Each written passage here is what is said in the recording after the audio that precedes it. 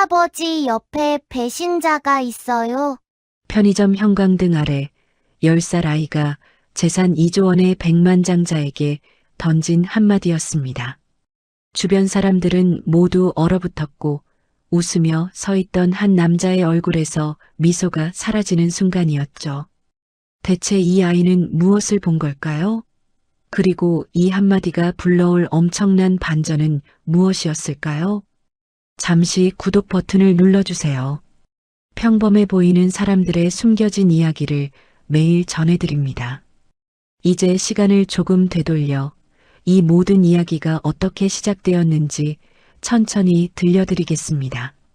아침 7시 서울 변두리의 한 반지하 집에서 준호는 혼자 눈을 떴습니다.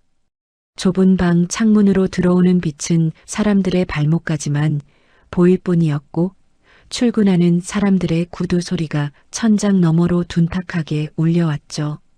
엄마는 이미 새벽 6시에 편의점 문을 열러 나갔고 아빠는 택배 배송을 위해 새벽 4시에 집을 나선 뒤였습니다.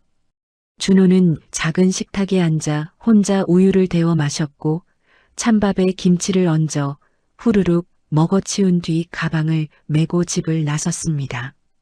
학교 가는 길 아파트 단지 아이들은 삼삼오오 무리를 지어 웃고 떠들며 걸어갔지만 준호는 언제나처럼 혼자였습니다. 누가 말을 걸어오지도 않았고 준호 역시 먼저 말을 거는 법이 없었죠. 그저 고개를 숙인 채 아이들과 적당한 거리를 두고 걸을 뿐이었습니다. 교실에 도착하면 준호는 늘 똑같은 자리로 향했습니다. 창가 맨 끝자리, 복도와 가장 가까운 구석진 곳이었죠. 아침 조회 시간에 담임 선생님은 출석을 부르며 아이들 이름을 하나씩 불렀지만 준호의 이름이 불릴 때만큼은 특별한 억양도 없이 그냥 지나갔습니다. 선생님에게도 준호는 그저 조용하고 말썽 없는 어떤 의미로든 특별할 것 없는 학생이었으니까요. 첫 교시 수업이 시작되고 아이들은 떠들다가 선생님이 들어오면 자리에 앉았지만 준호는 처음부터 자리에 앉아 교과서만 들여다보고 있었습니다. 옆자리 여학생은 친구와 쪽지를 주고받으며 킥킥거렸지만 준호에게는 단 한 번도 쪽지를 건네지 않았죠. 점심시간이 되면 준호의 고독은 더욱 선명해졌습니다. 급식실에서 아이들은 짝을 지어 밥을 먹고 떠들었지만 준호는 식판을 들고 구석 자리를 찾아 혼자 앉았습니다. 누군가 옆에 와서 앉을까봐 가방을 옆 의자에 올려두었고 고개를 숙인 채 빠르게 밥을 먹어치운 뒤 서둘러 자리를 떠났죠. 그리고는 도서관으로 향했습니다. 도서관 구석 자리에 앉아 책을 펼치면 적어도 이상하게 보이지는 않았으니까요. 혼자 있는 게 어색하지 않은 유일한 공간이었고 준호는 그곳에서 점심시간이 끝날 때까지 시간을 보냈습니다. 가끔 다른 아이들이 도서관에 들어오면 준호는 책에 얼굴을 더 깊이 묻었고 아무도 자신을 보지 않기를 바랐습니다. 오후 수업이 끝나고 아이들이 하나둘 집으로 돌아가거나 학원으로 향할 때 준호는 곧장 엄마의 편의점으로 갔습니다. 학교에서 편의점까지는 걸어서 15분 거리였고 준호는 그 길을 매일같이 혼자 걸으며 사람들의 얼굴을 힐끗힐끗 쳐다보곤 했습니다. 지나가는 아주머니의 얼굴, 버스 정류장에서 담배를 피우는 아저씨의 얼굴, 편의점 앞에서 전화 통화를 하는 직장인의 얼굴까지 준호는 그들을 스쳐 지나가면서도 무언가를 보는 듯한 눈빛으로 바라보았죠. 그러나 준호는 절대 그 사실을 입 밖에 내지 않았습니다. 왜냐하면 준호는 알고 있었으니까요. 자신이 보는 것들을 말하면 사람들이 자신을 이상하게 본다는 것을요. 편의점 문을 열고 들어서면 익숙한 냉장고 소음과 형광등 불빛이 준호를 반겼습니다. 엄마는 카운터에서 손님의 물건을 계산해주고 있었고 준호는 작게 인사를 건넨 뒤 편의점 안쪽 구석에 놓인 작은 의자에 가방을 내려놓았습니다. 그리고는 숙제를 꺼내 펼쳤지만 실제로는 펜을 잡은 채 편의점을 드나드는 사람들을 관찰했죠. 오후 4시가 넘어가면 편의점에는 하나둘 손님들이 들어오기 시작했습니다. 양복을 입은 중년 남자가 들어와 담배 한 갑을 집어들었고 준호는 그 남자의 얼굴을 힐끗 쳐다본 뒤 고개를 저었습니다. 그 남자의 얼굴에서 뭔가 불편한 기운이 느껴졌지만 준호는 아무 말도 하지 않았죠. 곧이어 화장이 진한 젊은 여자가 들어와 소주 2병을 집어들었고 준호는 그녀를 보며 미간을 찌푸렸지만 역시 말하지 않았습니다. 저녁 6시가 넘어가면 편의점은 더욱 바빠졌고 엄마는 계산대를 떠날 틈이 없었습니다. 준호는 그런 엄마를 보며 혼자 컵라면에 물을 부어 저녁을 해결했습니다. 뜨거운 물을 붓고 3분을 기다리는 동안에도 준호는 편의점 유리창 너머로 지나가는 사람들을 바라보았죠. 사람들의 얼굴이 준호에게는 책처럼 읽혔지만 그 누구도 준호가 무엇을 보는지 알지 못했습니다. 라면을 다 먹고 나면 준호는 다시 의자에 앉아 숙제를 하는 척하면서 시간을 보냈고 엄마는 가끔 준호를 보며 미안한 표정을 지었지만 바빠서 다가오지는 못했습니다. 밤 9시가 되면 손님이 뜸해지고 그때서야 엄마는 잠깐 카운터를 벗어나 준호 옆에 앉았습니다. 오늘 학교 어땠어? 엄마의 물음에 준호는 고개를 끄덕이며 대답했습니다. 응, 괜찮았어. 엄마는 준호의 머리를 쓰다듬으며 미안해. 엄마가 바빠서 너랑 시간을 못 보내서라고 말했지만 준호는 괜찮다고 웃어 보였습니다. 엄마는 다시 카운터로 돌아갔고 준호는 그 뒷모습을 바라보며 혼자 생각했습니다. 엄마는 너무 바빠서 자신이 특별하다는 걸 알아챌 여유가 없다는 것을, 그리고 설령 말한다 해도 믿지 않을 거라는 것을요. 밤 10시가 넘어가면 편의점은 거의 텅 비었고 준호는 의자에 기대어 졸기 시작했습니다. 형광등 불빛 아래에서 준호는 작고 여린 모습으로 잠들어갔고 엄마는 그런 준호를 보며 담요를 가져다 덮어주었습니다. 준호는 꿈속에서도 사람들의 얼굴을 보았습니다. 웃고 있지만 속으로는 화난 얼굴, 친절한 척하지만 거짓말하는 얼굴, 그리고 외로워서 울고 싶어 하는 얼굴들이 준호의 꿈속을 스쳐 지나갔죠. 준호는 그 얼굴들을 보며 두려워했지만 동시에 안타까워하기도 했습니다. 사람들은 자신의 얼굴이 무엇을 말하는지 모르니까요. 밤 11시, 엄마는 마침내 편의점 문을 잠그고 준호를 깨웠습니다. 일어나, 집에 가자. 준호는 비몽사몽 상태로 엄마의 손을 잡고 집으로 향했고 차가운 밤 공기가 두 사람의 얼굴을 스쳤습니다. 반지하 집으로 돌아오면 아빠는 이미 잠들어 있었고 준호는 조용히 이를 닫고 잠옷으로 갈아입은 뒤 이불 속으로 들어갔습니다. 어둠 속에서 준호는 천장을 바라보며 생각했습니다. 나는 사람들이 무서워요. 그들의 얼굴이 너무 많은 걸 말하니까요. 하지만 아무도 내 말을 믿지 않아요. 그래서 나는 혼자예요. 준호는 그렇게 중얼거리다가 잠에 빠져들었고 또다시 내일이 오면 똑같은 하루가 반복될 거라는 걸 알고 있었습니다. 그렇게 준호의 평범하고도 외로운 일상은 계속되었고 아무도 이 조용한 아이 안에 특별한 능력이 숨겨져 있다는 걸 알지 못했습니다. 준호는 그저 투명 인간처럼 사람들 사이를 지나다니며 그들의 진실을 보면서도 침묵했죠. 하지만 곧 준호의 침묵을 깨뜨릴 운명적인 만남이 다가오고 있었습니다.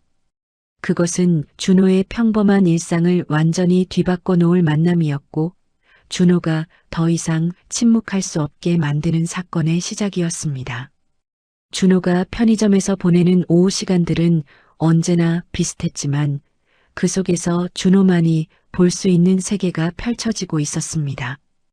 편의점 구석 의자에 앉아 있으면 준호는 마치 수족관 속 물고기를 관찰하듯 사람들을 지켜볼 수 있었고 그들이 내뱉는 말과 얼굴에 새겨진 진실 사이의 간극을 읽어낼 수 있었죠.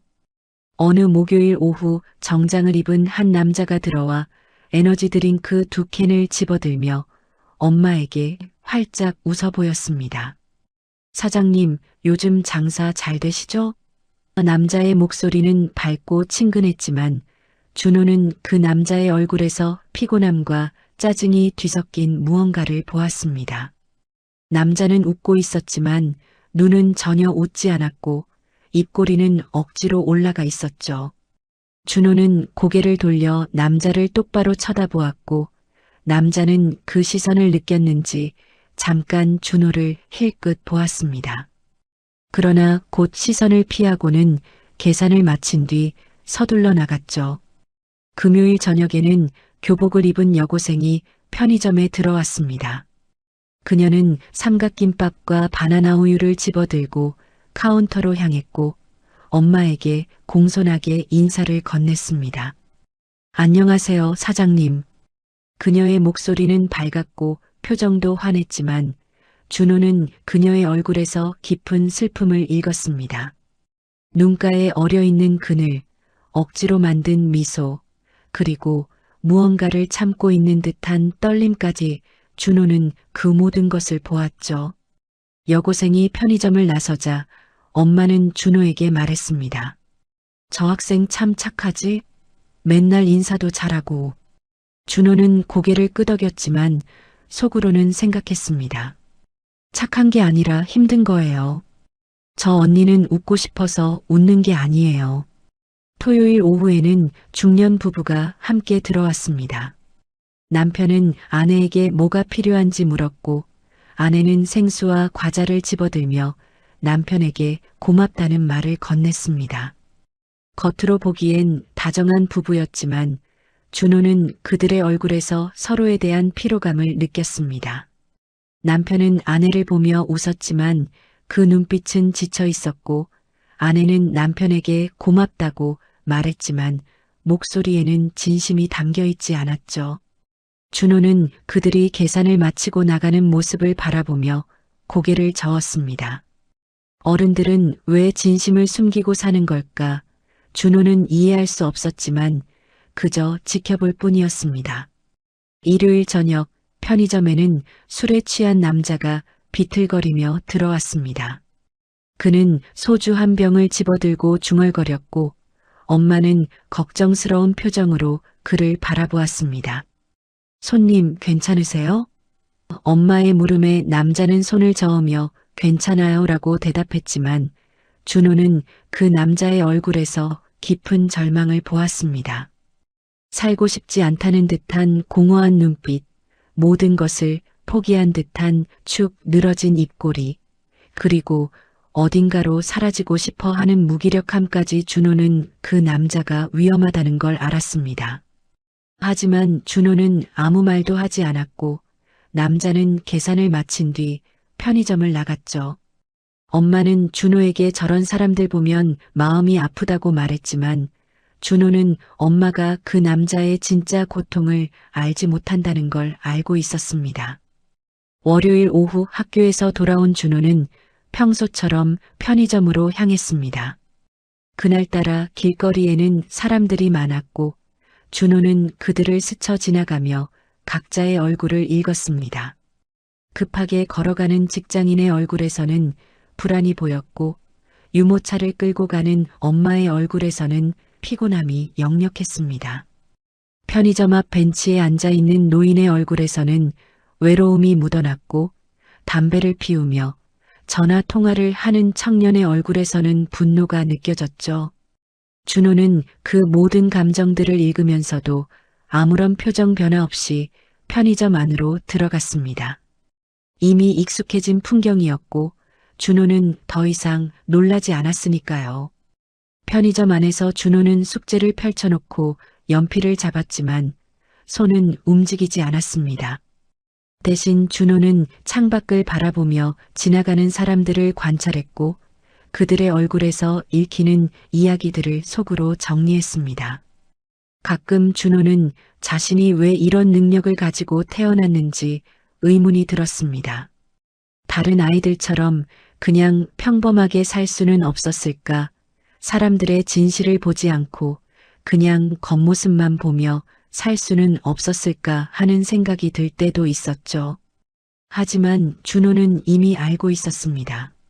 자신은 태어날 때부터 달랐고 이 능력은 끌 수도 없고 외면할 수도 없다는 것을요. 화요일 저녁 편의점에 낯선 할머니가 들어왔습니다. 할머니는 느릿느릿거리며 우유 한 팩을 집어들었고 카운터로 향하며 엄마에게 물었습니다. 사장님, 이 근처에 약국 어디 있나요? 엄마는 친절하게 길을 알려주었고 할머니는 고맙다며 웃었습니다. 준호는 그 할머니의 얼굴을 보며 안도했습니다. 할머니의 얼굴에서는 따뜻함과 선함이 느껴졌고 거짓이나 악의가 전혀 없었으니까요. 준호는 가끔 이런 사람들을 보면 마음이 편해졌습니다. 세상 모든 사람이 거짓을 가진 건 아니라는 걸 확인할 수 있었으니까요.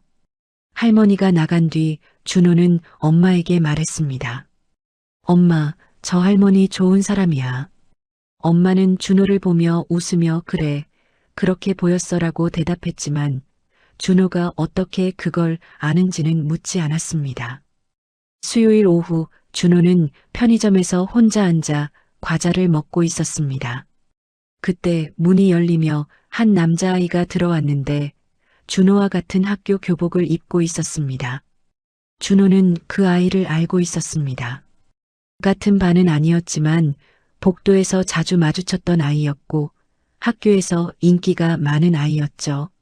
남자아이는 아이스크림을 집어들고 카운터로 향했고 엄마에게 밝게 인사했습니다. 안녕하세요. 엄마는 웃으며 계산을 해주었고 남자아이는 아이스크림을 들고 나가려다 준호를 발견했습니다. 너 우리 학교 다니지? 준호는 고개를 끄덕였고 남자아이는 나중에 학교에서 보자며 손을 흔들고 나갔습니다. 준호는 그 아이의 얼굴을 보며 생각했습니다. 저 아이는 진짜로 밝은 아이구나.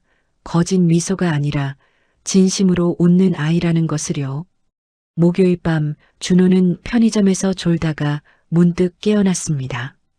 시계를 보니 밤 10시가 넘어 있었고 편의점에는 손님이 한 명도 없었습니다.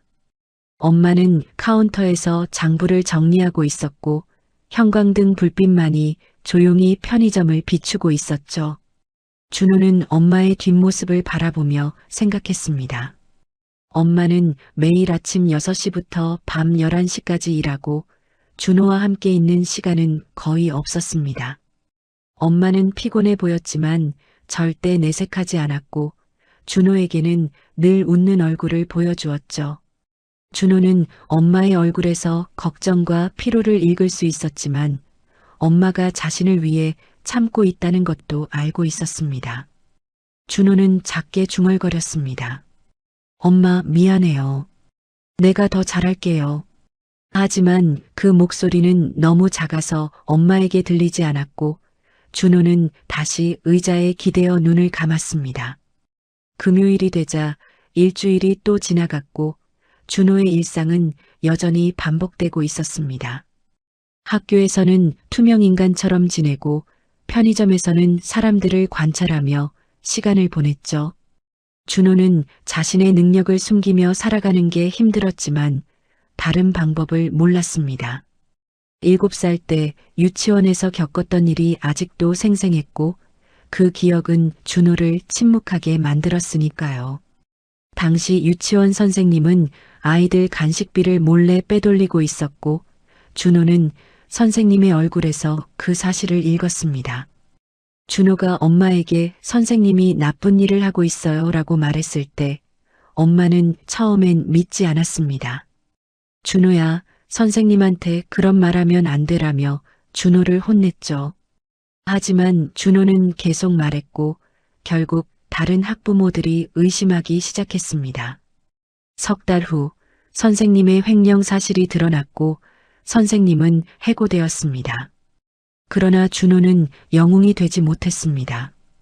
오히려 아이들은 준호를 이상한 아이로 여겼고 제가 어떻게 알았대? 제 뭔가 이상해라는 수군거림이 유치원을 가득 채웠죠. 결국 준호는 유치원을 그만두어야 했고 엄마는 준호를 안으며 울었습니다. 준호야, 미안해. 엄마가 널 믿지 않아서. 그때부터 준호는 결심했습니다. 다시는 자신이 본 것을 말하지 않겠다고, 그저 조용히 살아가겠다고요.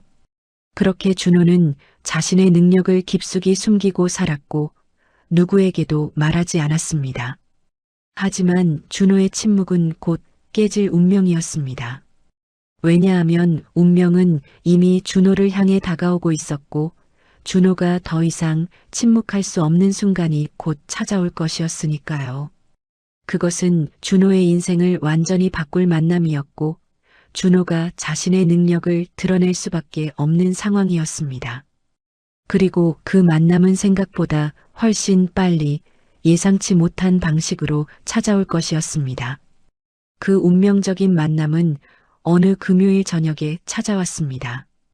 평소와 다를 바 없는 저녁이었고 준호는 편의점 구석 의자에 앉아 수학 문제집을 펼쳐놓고 있었지만 사실 한 문제도 풀지 못하고 있었습니다. 창밖으로는 퇴근하는 사람들이 분주하게 지나다녔고 편의점 앞 가로등에 불이 켜지기 시작하면서 저녁 어둠이 내려앉고 있었죠. 준호는 연필을 입에 물고 멍하니 창밖을 바라보고 있었는데 갑자기 편의점 앞에 검은색 고급 세단 한 대가 조용히 멈춰 섰습니다. 준호는 무심코 그 차를 바라보았고 운전석 문이 열리면서 한 노인이 천천히 내리는 모습이 보였습니다. 노인은 깔끔한 회색 정장을 입고 있었고 나이에 비해 꼿꼿한 자세로 걸어오고 있었습니다. 준호는 그 순간 이상한 느낌을 받았습니다. 다가오는 노인의 얼굴에서 뭔가 강렬한 기운이 느껴졌고 마치 오랜 세월 수많은 풍파를 겪어온 사람의 무게감 같은 것이 묻어나왔죠. 노인이 편의점 문을 열고 들어서자 차가운 밤 공기가 함께 밀려 들어왔습니다. 엄마는 카운터에서 고개를 들어 노인을 바라보았고 노인은 가볍게 고개를 숙여 인사한 뒤 냉장고 쪽으로 향했습니다. 준호는 숙제하는 척하면서 노인의 움직임을 슬쩍 관찰했는데 노인은 생수한 병을 집어들고 약 코너 앞에서 잠시 멈춰 섰습니다. 그리고는 소화제 한 통을 집어들고 카운터로 향했죠. 엄마가 물건을 계산하는 동안 노인은 편의점 안을 천천히 둘러보았고 구석에 앉아있는 준호와 눈이 마주쳤습니다. 그 순간 준호는 몸이 굳었습니다. 노인의 얼굴에서 뭔가가 보였기 때문입니다. 강한 카리스마와 권위하지만 그 이면에 깊이 숨겨진 외로움과 고독, 그리고 건강에 대한 불안까지 준호는 단 몇 초 만에 그 모든 것을 읽어냈습니다. 더 놀라운 건 노인의 주변에 어두운 그림자 같은 게 느껴졌다는 것이었습니다. 누군가 이 노인을 해치려 하고 있다는 느낌, 배신의 기운이 노인 곁을 맴돌고 있다는 직감이 준호를 압도했죠. 노인은 계산을 마친 뒤 엄마에게 물었습니다. 사장님, 이 동네에서 사신 지 오래되셨습니까? 노인의 목소리는 차분했지만 어딘가 무게감이 실려 있었고 엄마는 공손하게 대답했습니다. 네, 10년 넘게 여기서 장사하고 있어요. 노인은 고개를 끄덕이며 편의점 주변을 둘러보았습니다. 좋은 동네네요. 조용하고 정겨운 느낌이 있습니다. 엄마는 웃으며 감사합니다라고 대답했고 노인은 생수를 들고 나가려다 다시 한번 준호를 쳐다보았습니다. 준호는 황급히 시선을 피했지만 노인의 시선이 자신을 뚫고 지나가는 느낌을 받았습니다. 마치 자신이 뭔가를 숨기고 있다는 걸 알아챈 것 같은 느낌이었죠. 노인이 편의점을 나가고 차 문을 닫는 소리가 들렸고 곧 세단은 조용히 사라졌습니다. 준호는 깊은 숨을 내쉬었고 심장이 빠르게 뛰고 있다는 걸 느꼈습니다. 엄마는 준호에게 물었습니다. 준호야, 방금 그분 뭔가 대단한 사람 같지 않았어? 분위기가 보통 사람이 아니던데. 준호는 고개를 끄덕였지만 말은 하지 않았습니다. 준호는 속으로 생각했습니다. 저 할아버지 주변에 나쁜 사람이 있어요. 아주 위험한 사람이. 하지만 준호는 입 밖으로 내지 않았습니다. 남의 일에 끼어들면 안 된다는 걸 배웠으니까요. 준호는 다시 문제집을 들여다보았지만 글자가 눈에 들어오지 않았고 머릿속에는 노인의 얼굴만 맴돌았습니다. 그날 밤 준호는 집에 돌아가서도 잠을 이루지 못했고 노인의 얼굴에서 본 어두운 그림자가 계속 떠올랐습니다. 일주일이 지난 금요일 같은 시간에 다시 그 검은 세단이 편의점 앞에 멈춰 섰습니다. 준호는 창밖을 보다가 그 차를 알아보았고 순간적으로 긴장했습니다.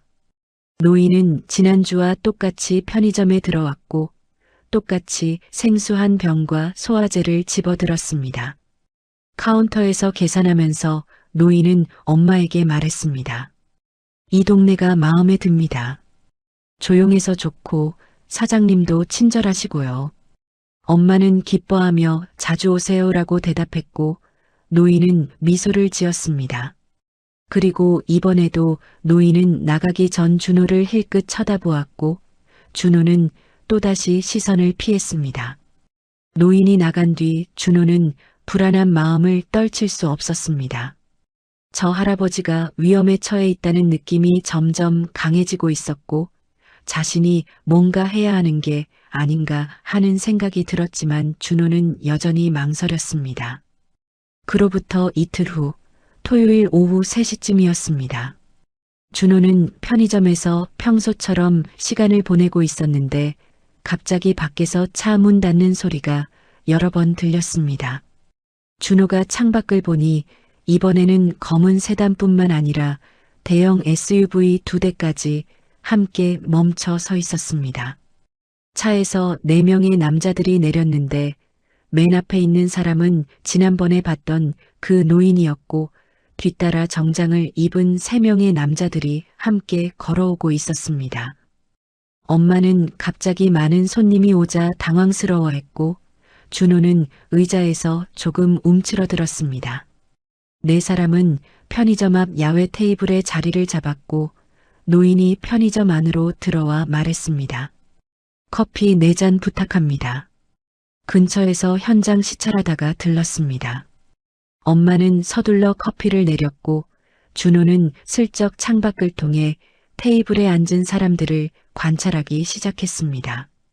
노인 옆에는 40대 중반으로 보이는 남자가 앉아 있었는데 그는 잘생긴 얼굴에 자신감 넘치는 표정을 하고 있었습니다. 그 남자는 노인에게 뭔가를 설명하고 있었고 손짓을 섞어가며 열정적으로 이야기하고 있었죠. 준호는 그 남자의 얼굴을 보는 순간 온몸에 소름이 돋았습니다. 그 남자의 얼굴에서 보이는 것은 표면적인 웃음과 존경이 아니었습니다. 그 이면에는 조급함, 탐욕, 그리고 무엇보다 사리까지 느껴졌습니다. 그 남자는 노인을 보며 웃고 있었지만 그의 눈빛 깊은 곳에는 노인이 사라지기를 바라는 어두운 욕망이 숨어 있었습니다. 준호는 숨이 막히는 것 같았고 손이 떨리기 시작했습니다. 이 남자가 바로 자신이 느꼈던 배신의 기운을 뿜어내는 사람이었습니다.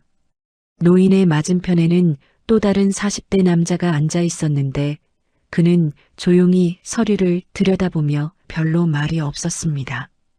그 남자의 얼굴은 무표정했고 특별히 나쁜 기운도 느껴지지 않았습니다. 그리고 3번째 남자는 50대로 보였는데 그는 수첩을 펴고 뭔가를 적어가며 노인의 말을 경청하고 있었습니다. 엄마가 커피를 가져다 주자 노인은 감사 인사를 했고 4사람은 계속 대화를 이어갔습니다. 준호는 창문 너머로 그들을 지켜보면서 점점 더 불안해졌습니다. 웃으며 대화하는 남자, 그 남자가 바로 노인을 배신할 사람이라는 확신이 들었지만 준호는 어떻게 해야 할지 몰랐습니다. 대화가 한참 이어지던 중 노인이 자리에서 일어나며 말했습니다. 잠깐 화장실 좀 다녀오겠네. 노인은 편의점 안으로 들어왔고 화장실 방향을 찾고 있었습니다. 엄마가 안내하려 하자 노인은 괜찮다며 손을 저었고 편의점 안쪽으로 걸어갔습니다. 그리고 복도에서 준호와 마주쳤습니다. 준호는 물 한 잔을 마시러 일어났다가 노인과 딱 마주친 것이었고 두 사람은 좁은 복도에서 서로를 마주보고 섰습니다. 노인은 준호를 내려다보며 잠시 멈췄고 준호는 노인의 눈을 피하려 했지만 고개를 돌릴 수 없었습니다. 그 순간 준호의 머릿속에서 무언가가 터졌습니다. 더 이상 참을 수 없다는 생각, 이 할아버지가 위험에 처해 있다는 확신, 그리고 자신이 말하지 않으면 큰일이 날 것 같다는 절박함이 준호를 압도했습니다. 준호는 떨리는 목소리로 입을 열었습니다. 할아버지. 노인은 눈썹을 살짝 치켜 올리며 준호를 바라보았습니다. 응? 꼬마, 나한테 할 말이 있니? 노인의 목소리는 부드러웠지만 권위가 느껴졌고 준호는 삼키기를 반복하며 용기를 냈습니다. 준호는 노인의 눈을 똑바로 쳐다보며 말했습니다. 할아버지 옆에 배신자가 있어요. 그 순간 노인의 표정이 굳어졌습니다. 노인은 잠시 아무 말도 하지 못하고 준호를 응시했고 복도에는 침묵만이 흘렀습니다. 노인은 천천히 물었습니다. 지금 뭐라고 했니? 준호는 더 이상 물러설 수 없었습니다. 그 사람, 할아버지를 해치려고 해요. 얼굴에 쓰여 있어요. 준호의 목소리는 떨렸지만 눈빛은 진지했고 노인은 그 눈빛을 읽으려는 듯 준호를 계속 쳐다보았습니다. 바로 그때 밖에서 목소리가 들렸습니다. 아버지, 무슨 일이세요? 웃으며 이야기하던 그 남자가 편의점 안으로 들어오고 있었고 준호는 본능적으로 뒷걸음질 쳤습니다. 남자는 노인 곁으로 다가오며 준호를 힐끗 쳐다보았고 입가에 미소를 띠며 물었습니다. 꼬마 친구, 아버지한테 재미있는 이야기라도 한 거야? 그 미소는 친절해 보였지만 준호는 그 뒤에 숨겨진 냉기를 느낄 수 있었습니다. 노인은 잠시 망설이다가 표정을 정리하며 대답했습니다. 아니야, 아무것도 아니야. 화장실 위치를 물어봤을 뿐이지. 남자는 노인을 부축하며 화장실은 저쪽입니다라고 말했고 노인은 준호를 한 번 더 쳐다본 뒤 화장실로 향했습니다. 남자는 준호에게 미소를 보낸 뒤 밖으로 나갔지만 준호는 그 미소가 경고처럼 느껴졌습니다. 엄마가 달려와 준호의 어깨를 잡으며 속삭였습니다. 준호야, 손님한테 실례잖아. 무슨 말을 한 거야? 엄마의 목소리에는 당황과 걱정이 섞여 있었고 준호는 아무것도 아니야라고 대답할 수밖에 없었습니다. 화장실에서 나온 노인은 테이블로 돌아갔고 네 사람은 다시 대화를 이어갔습니다. 하지만 노인은 가끔 편의점 안을 힐끗 쳐다보았고 준호와 눈이 마주칠 때마다 묘한 긴장감이 흘렀습니다. 10여 분 후 네 사람은 자리에서 일어났고 노인은 편의점에 들어와 커피값을 계산하며 엄마에게 말했습니다. 맛있는 커피 감사합니다. 또 들르겠습니다. 그리고 나가기 전 노인은 준호를 마지막으로 한번 쳐다보았습니다. 그 눈빛에는 의문과 호기심 그리고 뭔가 알고 싶어하는 절박함이 섞여 있었습니다. 차들이 떠나고 편의점은 다시 조용해졌지만 준호의 심장은 여전히 빠르게 뛰고 있었습니다. 엄마는 준호에게 잔소리를 했지만 준호는 제대로 듣지 못했고 머릿속에는 노인의 얼굴과 그 옆에 서 있던 남자의 얼굴만 맴돌았습니다. 준호는 자신이 큰 실수를 한 건지 아니면 옳은 일을 한 건지 알 수 없었습니다. 하지만 한 가지는 확실했습니다. 이제 더 이상 침묵할 수 없다는 것, 그리고 이 일이 여기서 끝나지 않을 거라는 것을요.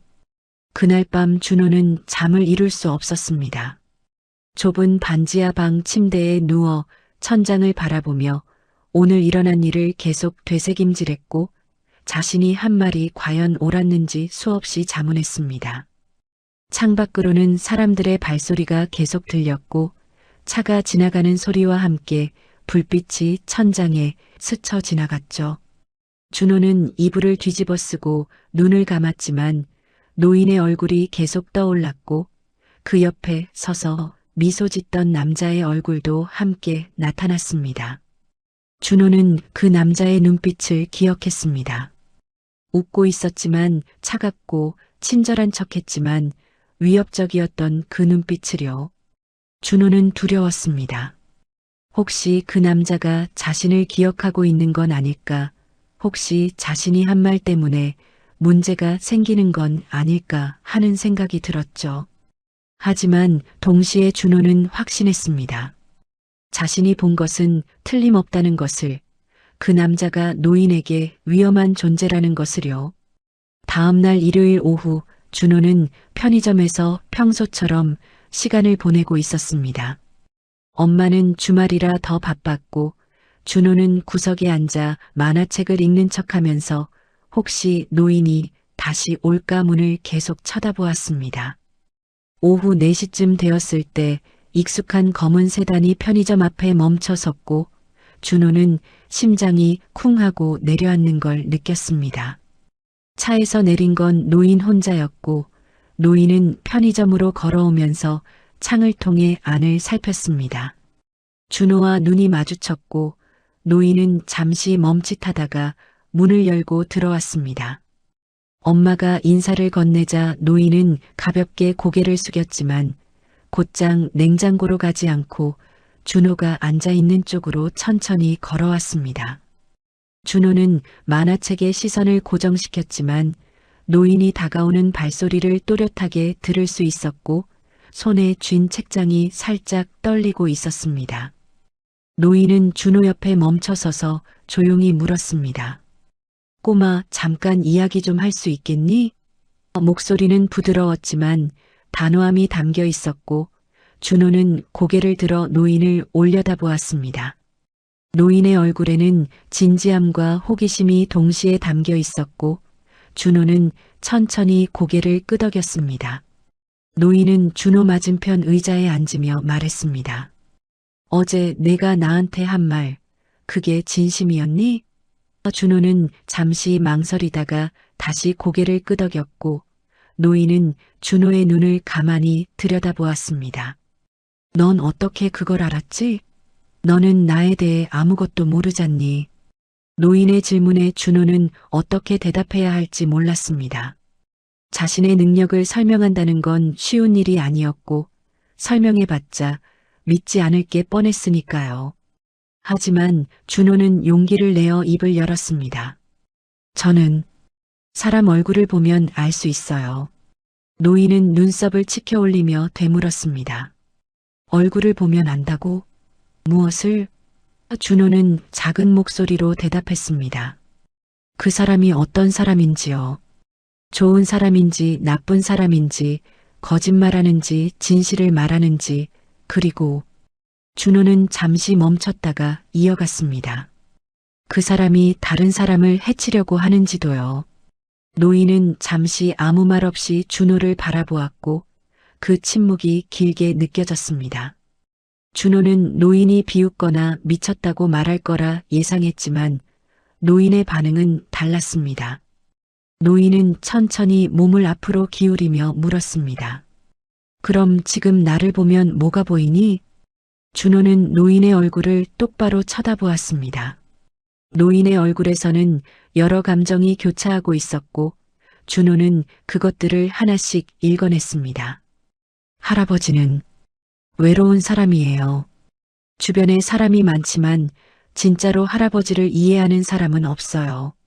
노인의 눈빛이 흔들렸고 준호는 계속했습니다. 그리고 할아버지는 아파요. 여기 준호는 자신의 가슴을 가리키며 말했습니다. 심장이 안 좋으세요. 할아버지는 그걸 아무한테도 말하지 않았어요. 노인은 충격을 받은 듯 몸을 뒤로 젖혔고 잠시 말을 잃은 채 준호를 바라보았습니다. 노인의 심장 질환은 극비사항이었고 담당 의사와 단 한 명의 비서만 알고 있는 사실이었습니다. 그런데 이 10살짜리 아이가 어떻게 알 수 있단 말입니까? 노인은 목소리를 낮춰 물었습니다. 누구한테 들었니? 누가 너한테 그런 걸 알려준 거냐? 준호는 고개를 저었습니다. 아무한테도 듣지 않았어요. 그냥 얼굴에 쓰여 있었어요. 노인은 깊은 한숨을 내쉬었고 잠시 창밖을 바라보며 생각에 잠겼습니다. 편의점 안은 냉장고 소음만 들릴 뿐 조용했고 엄마는 멀리서 두 사람을 지켜보며 무슨 이야기를 하는지 궁금해했습니다. 노인은 다시 준호를 보며 물었습니다. 그럼 어제 나와 함께 있던 사람들 중에 누가 나를 배신할 거라고 본 거지? 준호는 잠시 망설였지만 솔직하게 대답했습니다. 웃으면서 할아버지한테 말씀하시던 분이요. 얼굴이 잘생기고 목소리가 좋으신 분. 노인의 표정이 굳어졌습니다. 민재를 말하는 건가? 준호는 그 이름을 모르지만 고개를 끄덕였고 노인은 깊은 생각에 빠졌습니다. 노인은 천천히 물었습니다. 증거라도 있니? 내가 본 게 정말 맞다는 증거가? 준호는 고개를 저었습니다. 증거는 없어요. 하지만 얼굴이 말해줬어요. 그분은 할아버지가 사라지기를 바라고 있어요. 노인은 준호의 말을 곱씹으며 오랜 시간 침묵했습니다. 민재는 자신의 아들이었고 회사의 차기 후계자로 점 찍어둔 인물이었습니다. 똑똑하고 능력 있으며 모든 사람에게 인정받는 완벽한 후계자였죠. 하지만 최근 들어 노인은 민재에게서 뭔가 석연치 않은 느낌을 받아왔습니다. 너무 급하게 서두르는 것 같고 자신의 건강 상태를 유난히 자주 묻는 것도 신경 쓰였습니다. 노인은 그것을 단순한 효심이라고 생각하려 했지만 가끔 민재의 눈빛에서 뭔가 차가운 것을 느낄 때가 있었습니다. 노인은 준호에게 물었습니다. 넌 이런 능력을 언제부터 가지고 있었니? 준호는 작게 대답했습니다. 태어날 때부터요. 기억나는 순간부터 계속 사람들 얼굴이 보였어요. 노인은 고개를 끄덕이며 다시 물었습니다. 그럼 왜 다른 사람들한테는 말하지 않았니? 부모님은 아시니? 준호는 고개를 저었습니다. 엄마 아빠는 몰라요. 전에 말했다가 사람들이 저를 이상하게 봤어요. 그래서 이제는 말 안 해요. 노인은 준호의 외로움을 이해할 수 있었습니다. 특별한 능력을 가졌지만 그것 때문에 고립된 아이 진실을 보지만 아무도 믿어주지 않아 침묵해야 하는 아이였죠. 노인은 자신도 비슷한 외로움을 느껴왔다는 걸 깨달았습니다. 수많은 사람에게 둘러싸여 있지만 진심으로 대화할 수 있는 사람은 없었고 모두가 자신의 돈과 권력만 원했으니까요. 노인은 조심스럽게 물었습니다. 내가 본 게 정말 맞는지 어떻게 확인할 수 있을까? 준호는 생각에 잠겼다가 대답했습니다. 할아버지가 그분을 지켜보세요. 그분은 할아버지 몰래 나쁜 일을 하고 있을 거예요. 노인은 고개를 끄덕이며 일어섰습니다. 알겠다. 내 말을 믿어볼게. 하지만 이 이야기는 우리 둘만의 비밀로 해야 한다. 준호는 고개를 끄덕였고 노인은 냉장고로 가서 생수 한 병을 집어들고 계산대로 향했습니다. 계산을 마친 뒤 노인은 편의점을 나가면서 준호를 마지막으로 한번 쳐다보았고 그 눈빛에는 감사와 걱정이 섞여 있었습니다. 그날 밤 노인은 자신의 저택 서재에 혼자 앉아 있었습니다. 넓은 책상 위에는 회사 서류들이 쌓여 있었지만 노인은 그것들을 보지 않고 창밖을 바라보고 있었습니다. 준호의 말이 계속 머릿속을 맴돌았고 민재의 얼굴이 떠올랐습니다. 정말 민재가 자신을 배신할 수 있을까? 자신의 아들이 자신을 해치려 할 수 있을까? 하는 생각에 노인은 가슴이 무거워졌습니다. 하지만 준호가 자신의 심장병을 정확히 알아맞혔다는 사실이 노인을 불안하게 만들었습니다. 그 아이는 분명 뭔가 특별한 능력을 가지고 있었고 그렇다면 민재에 대한 말도 사실일 가능성이 있었습니다. 노인은 비서실장에게 전화를 걸어 조용히 지시했습니다. 박 실장, 민재의 최근 행적을 조용히 조사해보게. 누구한테도 들키지 말고. 전화 너머로 비서실장의 놀란 목소리가 들렸지만 노인은 더 이상 설명하지 않았습니다. 그로부터 며칠 동안 노인은 민재를 평소보다 더 주의 깊게 관찰하기 시작했습니다.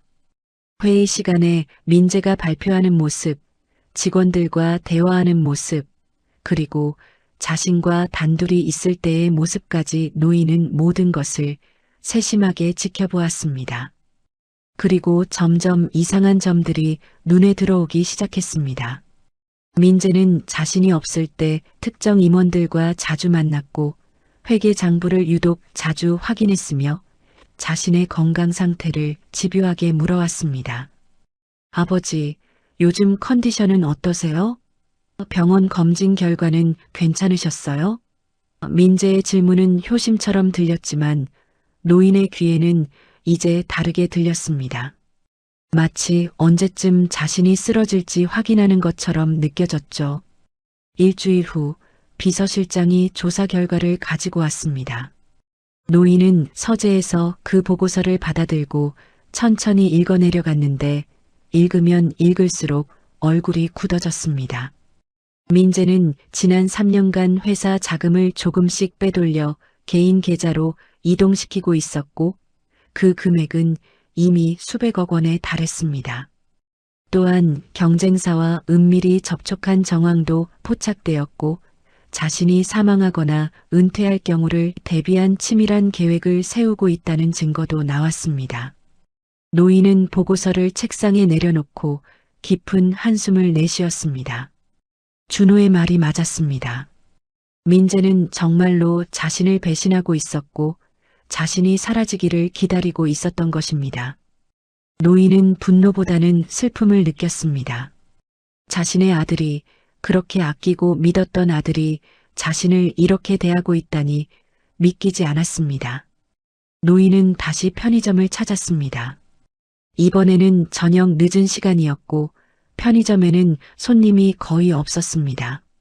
준호는 여전히 구석 의자에 앉아 있었고 노인이 들어오는 것을 보고 눈을 크게 떴습니다. 노인은 준호에게 다가가 조용히 말했습니다. 내 말이 맞았다. 정말로 배신자가 있었어. 준호는 슬픈 표정을 지으며 고개를 숙였고 노인은 준호의 어깨를 가볍게 두드렸습니다. 고맙다. 내가 아니었으면 나는 끝까지 속았을 거야. 준호는 작게 대답했습니다. 죄송해요. 나쁜 소식을 전해드려서. 노인은 고개를 저었습니다. 아니야, 진실을 아는 게 더 나아. 내 덕분에 큰 피해를 막을 수 있을 것 같구나. 노인은 생수를 사고 나가면서 준호에게 마지막으로 말했습니다. 앞으로도 가끔 들를 테니 또 이야기하자. 준호는 고개를 끄덕였고 노인은 편의점을 나섰습니다. 준호는 노인의 뒷모습을 바라보며 복잡한 감정을 느꼈습니다. 할아버지가 자신의 말을 믿어준 건 고마웠지만 동시에 할아버지가 받을 상처가 걱정되었습니다. 자신의 아들에게 배신당한다는 건 얼마나 아픈 일일까. 준호는 상상할 수 없었지만 할아버지의 외로운 뒷모습이 그 아픔을 말해주는 것 같았습니다. 준호는 자신이 옳은 일을 한 건지 여전히 확신할 수 없었지만 적어도 할아버지가 진실을 알게 된 건 다행이라고 생각했습니다. 그리고 준호는 알지 못했습니다. 이 일이 더 큰 폭풍의 시작이라는 것을, 그리고 자신이 예상하지 못한 반전이 기다리고 있다는 것을요. 노인은 준호의 말을 확인한 후 조심스럽게 움직이기 시작했습니다. 민재를 당장 해임할 수는 없었고 섣불리 움직였다가는 오히려 상황이 악화될 수 있다는 걸 알고 있었기 때문입니다. 노인은 수십 년간 기업을 경영하며 쌓아온 경험으로 민재를 시험해 보기로 결심했고 그를 덫에 걸리게 할 계획을 세우기 시작했습니다. 월요일 아침 노인은 임원회의를 소집했고 민재에게 새로운 프로젝트를 맡겼습니다. 민재, 동남아 신규 건설 프로젝트를 내가 총괄해라. 이건 우리 회사 미래가 걸린 중요한 사업이니 실수 없이 진행하게. 민재는 환한 미소를 지으며 대답했습니다. 감사합니다, 아버지. 실망시키지 않겠습니다. 노인은 그 미소를 보며 속으로 씁쓸함을 느꼈습니다. 이제는 그 미소가 진심이 아니라는 걸 알고 있었으니까요. 며칠 후 노인은 비서실장에게 특별 지시를 내렸습니다. 민재가 이 프로젝트를 어떻게 처리하는지 모든 과정을 기록하게. 누구와 만나는지, 어떤 결정을 내리는지 전부 파악하고 싶네. 비서실장은 고개를 끄덕였고 조용히 민재의 움직임을 추적하기 시작했습니다. 그리고 이틀 후 첫 번째 이상 징후가 포착되었습니다. 민재는 프로젝트 예산안을 작성하면서 실제 필요한 금액보다 30% 이상 부풀려 보고했고 그 차액을 빼돌릴 계획을 세우고 있었던 것입니다. 노인은 보고서를 받아보고 이를 악물었습니다. 민재는 아버지를 속이는 것에 대해 아무런 죄책감도 느끼지 않는 것 같았고 오히려 더 대담하게 움직이고 있었습니다. 수요일 저녁 노인은 다시 준호네 편의점을 찾았습니다. 이제는 이곳이 노인에게 유일하게 마음을 놓을 수 있는 장소가 되어가고 있었고 준호와의 대화가 노인에게 위안이 되었습니다. 편의점에 들어서자 준호는 여전히 구석 의자에 앉아 있었고 노인을 보고 조용히 미소 지었습니다. 노인은 생수를 사고 준호 옆에 앉으며 물었습니다. 요즘 어떻게 지내니? 준호는 그냥 그래요라고 대답했고 노인은 준호의 얼굴을 바라보며 말했습니다. 너 덕분에 많은 걸 알게 되었어. 민재가 정말로 나를 배신하고 있더구나. 준호는 안타까운 표정을 지으며 말했습니다. 할아버지, 속상하시죠? 노인은 고개를 끄덕이며 한숨을 내쉬었습니다. 속상하지. 하지만 진실을 아는 게 더 나아. 내가 말해주지 않았다면 나는 끝까지 당했을 테니까. 노인은 준호에게 물었습니다. 혹시 또 다른 사람들도 볼 수 있니? 내 주변에 민재 말고 또 누가 문제인지. 준호는 잠시 생각하다가 조심스럽게 말했습니다. 저번에 할아버지랑 같이 오신 분들 중에 조용히 서류만 보시던 분 있잖아요. 그분은 나쁜 사람은 아니에요. 노인은 석훈을 떠올리며 고개를 끄덕였습니다. 석훈이 말하는 거구나. 그 애는 내 조카야. 준호는 계속 말했습니다. 그분은 할아버지를 진심으로 걱정하는 사람 같았어요. 얼굴에서 따뜻함이 느껴졌거든요. 노인은 준호의 말을 듣고 석훈에 대해 다시 생각해 보았습니다. 석훈은 늘 조용했고 민재만큼 뛰어나 보이지는 않았지만 성실하고 믿을 만한 사람이었습니다. 노인은 석훈을 과소평가했던 게 아닌가 하는 생각이 들었습니다. 그런데 준호가 다시 입을 열었고 이번에는 목소리가 더 조심스러웠습니다. 할아버지, 근데 한 분 더 있어요. 노인은 눈썹을 치켜 올리며 물었습니다. 또 누구를 말하는 거니? 준호는 잠시 망설이다가 말했습니다. 수첩 들고 계셨던 분이요. 나이 좀 드신. 그분도 뭔가 숨기고 계신 것 같았어요. 노인은 깜짝 놀랐습니다. 박 실장을 말하는 건가? 준호는 고개를 끄덕였고 노인은 믿을 수 없다는 표정을 지었습니다.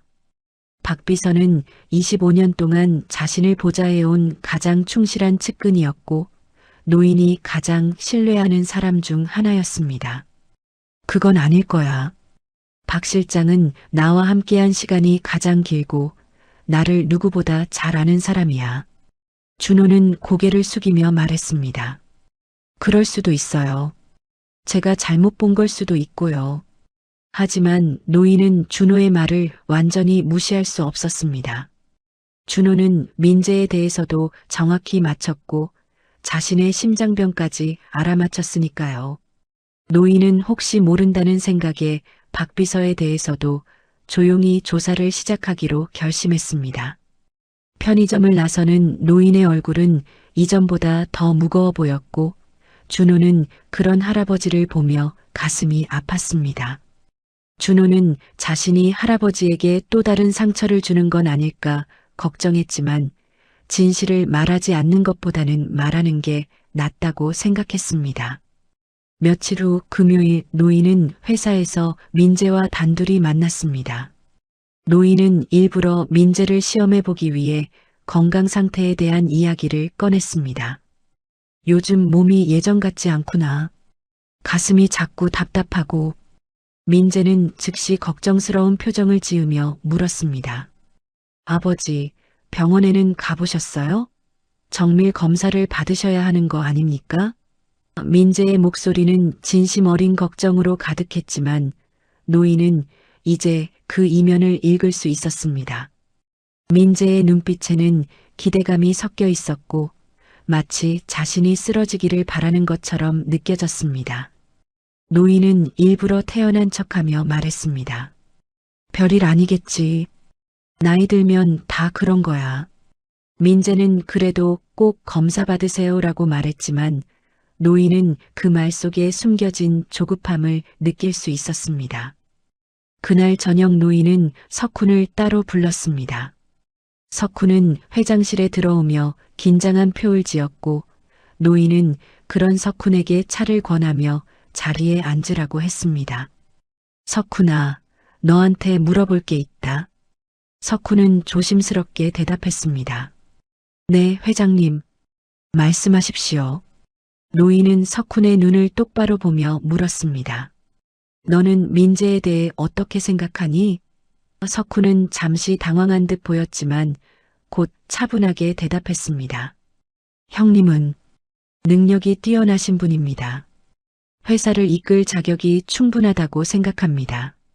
노인은 고개를 끄덕이며 다시 물었습니다. 그런데 혹시 이상한 점을 느낀 적은 없니? 민재가 뭔가 수상한 행동을 한다거나. 석훈은 오랜 시간 침묵했습니다. 그리고 천천히 입을 열었습니다. 회장님, 사실은 제가 2년 전부터 뭔가 이상하다는 느낌을 받았습니다. 노인은 놀라며 앞으로 몸을 기울였습니다. 무슨 말이냐?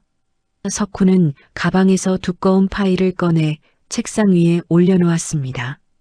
이것은 제가 2년 동안 조용히 수집한 자료들입니다. 형님의 수상한 거래 내역, 경쟁사와의 접촉 기록, 그리고 회사 자금 유용 증거들입니다. 노인은 파일을 펼쳐보며 충격을 받았습니다. 석훈이 수집한 증거들은 비서실장이 조사한 것보다 훨씬 더 구체적이고 결정적이었습니다. 넌 왜 진작 이걸 나한테 말하지 않았냐? 석훈은 고개를 숙이며 대답했습니다. 확실한 증거가 필요했습니다. 그리고 솔직히 회장님께서 제 말을 믿으실지 확신이 없었습니다. 형님은 회장님의 친아들이시고 후계자이시니까요. 노인은 석훈의 어깨를 가볍게 두드리며 말했습니다. 고맙다. 내가 회사를 지켜준 거구나. 석훈은 고개를 저었습니다. 저는 회사가 아니라 회장님을 지키고 싶었습니다. 회장님은 저를 항상 믿어주셨고 기회를 주셨으니까요. 노인은 석훈의 진심을 느낄 수 있었고 준호가 석훈에 대해 말했던 것이 맞았다는 걸 깨달았습니다. 석훈은 정말로 따뜻한 사람이었고 조용히 자신을 보호하고 있었던 것입니다. 노인은 석훈에게 물었습니다. 그럼 이제 어떻게 해야 할까? 석훈은 조심스럽게 대답했습니다.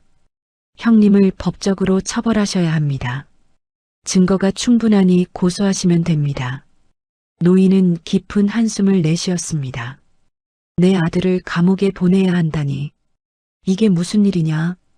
그날 밤 노인은 다시 준호네 편의점을 찾았습니다. 이제는 늦은 밤 10시가 넘은 시간이었고 편의점에는 손님이 거의 없었습니다. 준호는 의자에서 졸고 있었고 노인이 들어오는 소리에 깨어났습니다. 노인은 준호 옆에 앉으며 말했습니다. 내 말이 또 맞았어.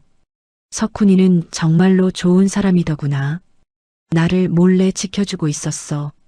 준호는 미소를 지으며 다행이에요라고 대답했고 노인은 준호의 머리를 쓰다듬었습니다. 넌 정말 신기한 아이야. 어떻게 사람의 본성을 그렇게 정확히 볼 수 있는지. 준호는 작게 대답했습니다. 저도 잘 몰라요. 그냥 보이는 거예요. 노인은 진지한 표정으로 준호에게 물었습니다. 박 실장에 대해서도 내가 맞는지 확인해 봐야겠구나.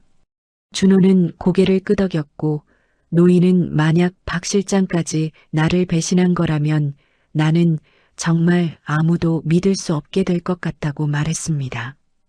준호는 할아버지의 외로움이 느껴져서 가슴이 아팠습니다. 할아버지, 석훈 아저씨는 할아버지 편이잖아요. 할아버지한테 좋은 사람도 있어요. 노인은 쓸쓸하게 웃으며 대답했습니다. 그래, 내 말이 맞아. 석훈이가 있구나. 노인은 편의점을 나서며 준호에게 말했습니다. 다음에 또 올게.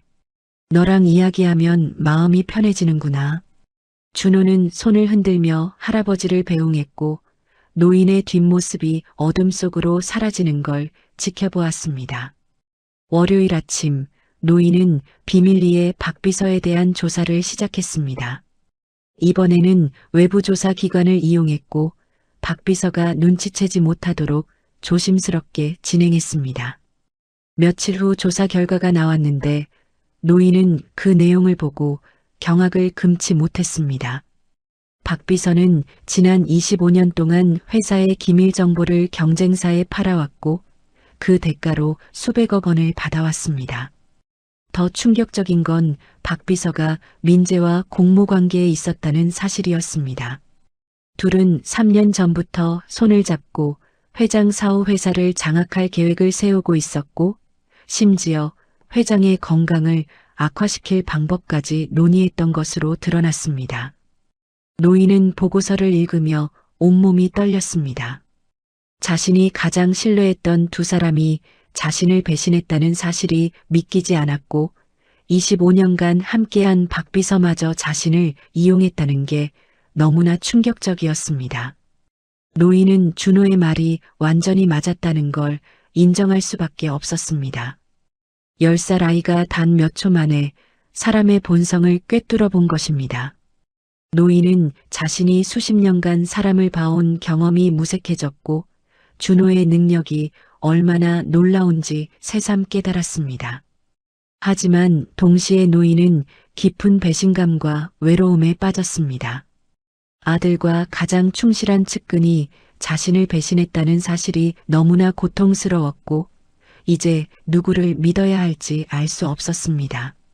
노인은 창밖을 바라보며 생각했습니다. 이 모든 재산과 권력이 무슨 의미가 있단 말인가? 가장 가까운 사람들마저 자신을 배신하는데 말입니다. 그날 저녁 노인은 또다시 준호를 찾아갔고 이번에는 준호 엄마에게 먼저 말을 걸었습니다. 사장님, 제가 준호와 잠깐 이야기 좀 나눠도 될까요? 엄마는 조금 의아해했지만 고개를 끄덕였고 노인과 준호는 편의점 밖 벤치에 나란히 앉았습니다. 노인은 준호에게 말했습니다. 내 말이 전부 맞았어. 박 실장도 나를 배신하고 있었어. 25년 동안 말이야. 준호는 슬픈 표정을 지으며 죄송해요라고 말했고 노인은 고개를 저었습니다. 내 잘못이 아니야. 오히려 내가 말해줘서 고마워. 내가 아니었으면 나는 끝까지 속았을 거야. 노인은 밤하늘을 올려다보며 중얼거렸습니다. 참 외롭구나. 이렇게 많은 사람들 사이에 있으면서도 진짜 나를 위하는 사람은 거의 없다니. 준호는 할아버지의 손을 잡으며 작게 말했습니다. 할아버지, 저는 할아버지 편이에요. 노인은 준호를 보며 따뜻하게 미소 지었고 그 미소에는 진심 어린 감사가 담겨 있었습니다. 노인은 더 이상 미룰 수 없다는 걸 알았습니다.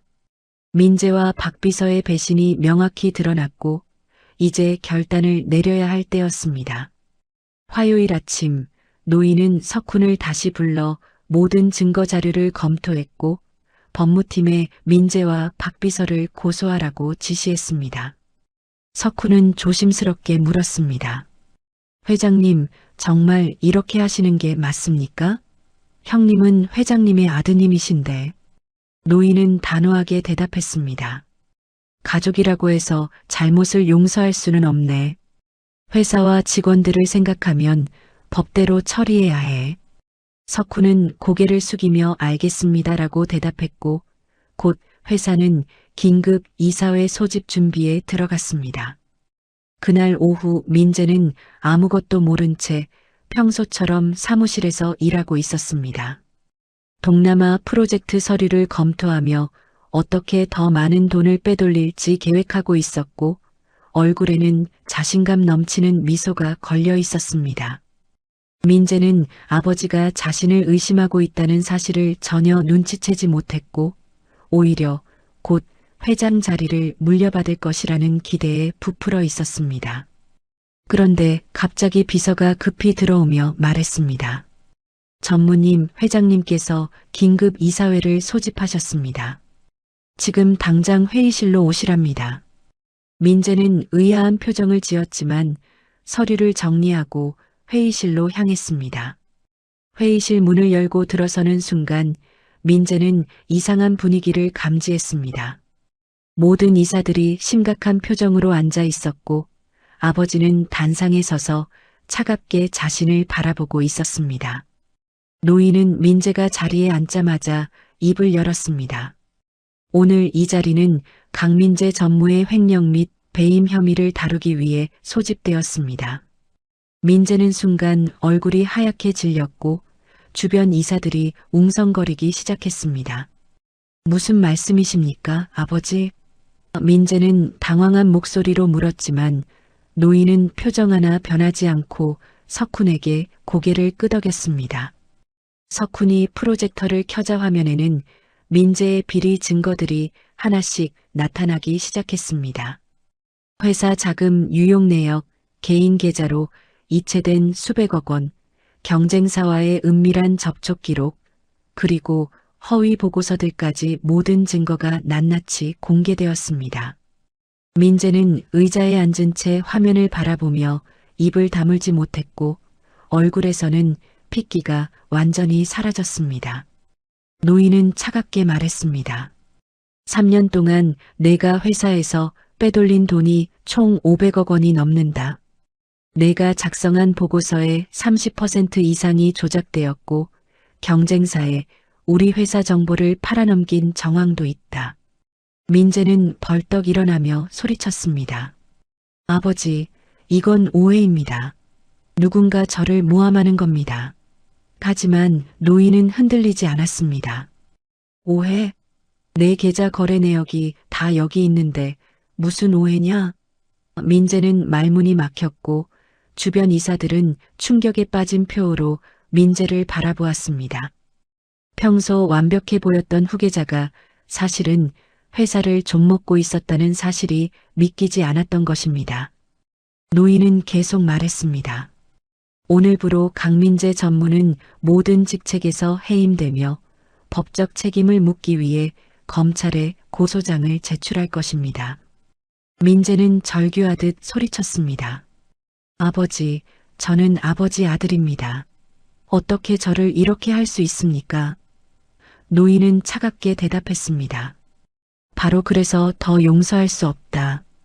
내가 내 아들이기에 더 큰 책임을 져야 한다. 민재는 무릎이 꺾이며 바닥에 주저앉았고 경비원들이 들어와 그를 부축해 회의실 밖으로 데리고 나갔습니다. 민재가 끌려나가는 동안 아버지, 아버지, 라고 외치는 목소리가 복도에 울려 퍼졌지만 노인은 고개를 돌리지 않았습니다. 회의가 끝나고 노인은 혼자 회장실에 남았습니다. 넓은 사무실 창문 너머로 도시의 불빛들이 반짝이고 있었지만 노인의 마음은 어둠으로 가득 찼습니다. 자신의 아들을 감옥에 보내야 한다는 현실이 너무나 고통스러웠고 25년간 믿었던 박비서마저 배신자였다는 사실이 가슴을 찢었습니다. 노인은 책상에 앉아 고개를 숙이고 깊은 한숨을 내쉬었습니다. 이 모든 재산과 권력이 대체 무슨 의미가 있단 말입니까?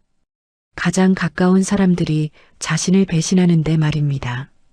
다음 날 수요일 박 비서가 노인의 사무실로 급히 들어왔습니다. 박 비서는 민재가 체포되었다는 소식을 듣고 당황한 표정이었지만 여전히 충실한 비서인 척 연기하고 있었습니다. 회장님, 전무님이 체포되었다는 소식을 들었습니다. 대체 무슨 일입니까? 노인은 박 비서를 차갑게 쳐다보며 말했습니다. 박 실장, 자네도 같이 가야겠네. 박 비서는 순간 표정이 굳었고 무슨 말씀이십니까? 라고 물었지만 목소리가 떨리고 있었습니다. 노인은 서랍에서 두꺼운 파일을 꺼내 책상 위에 던졌습니다. 25년 동안 회사 정보를 팔아먹은 대가로 받은 돈이 총 300억 원이라고 하더군. 자네도 민재와 공모했지? 박 비서는 잠시 침묵했다가 갑자기 웃음을 터뜨렸습니다. 그 웃음은 지금까지 보여왔던 충실한 비서의 모습과는 전혀 달랐고 차갑고 비꼬는 듯한 웃음이었습니다. 역시 들키고 말았군요. 누가 알려드렸습니까? 석훈입니까?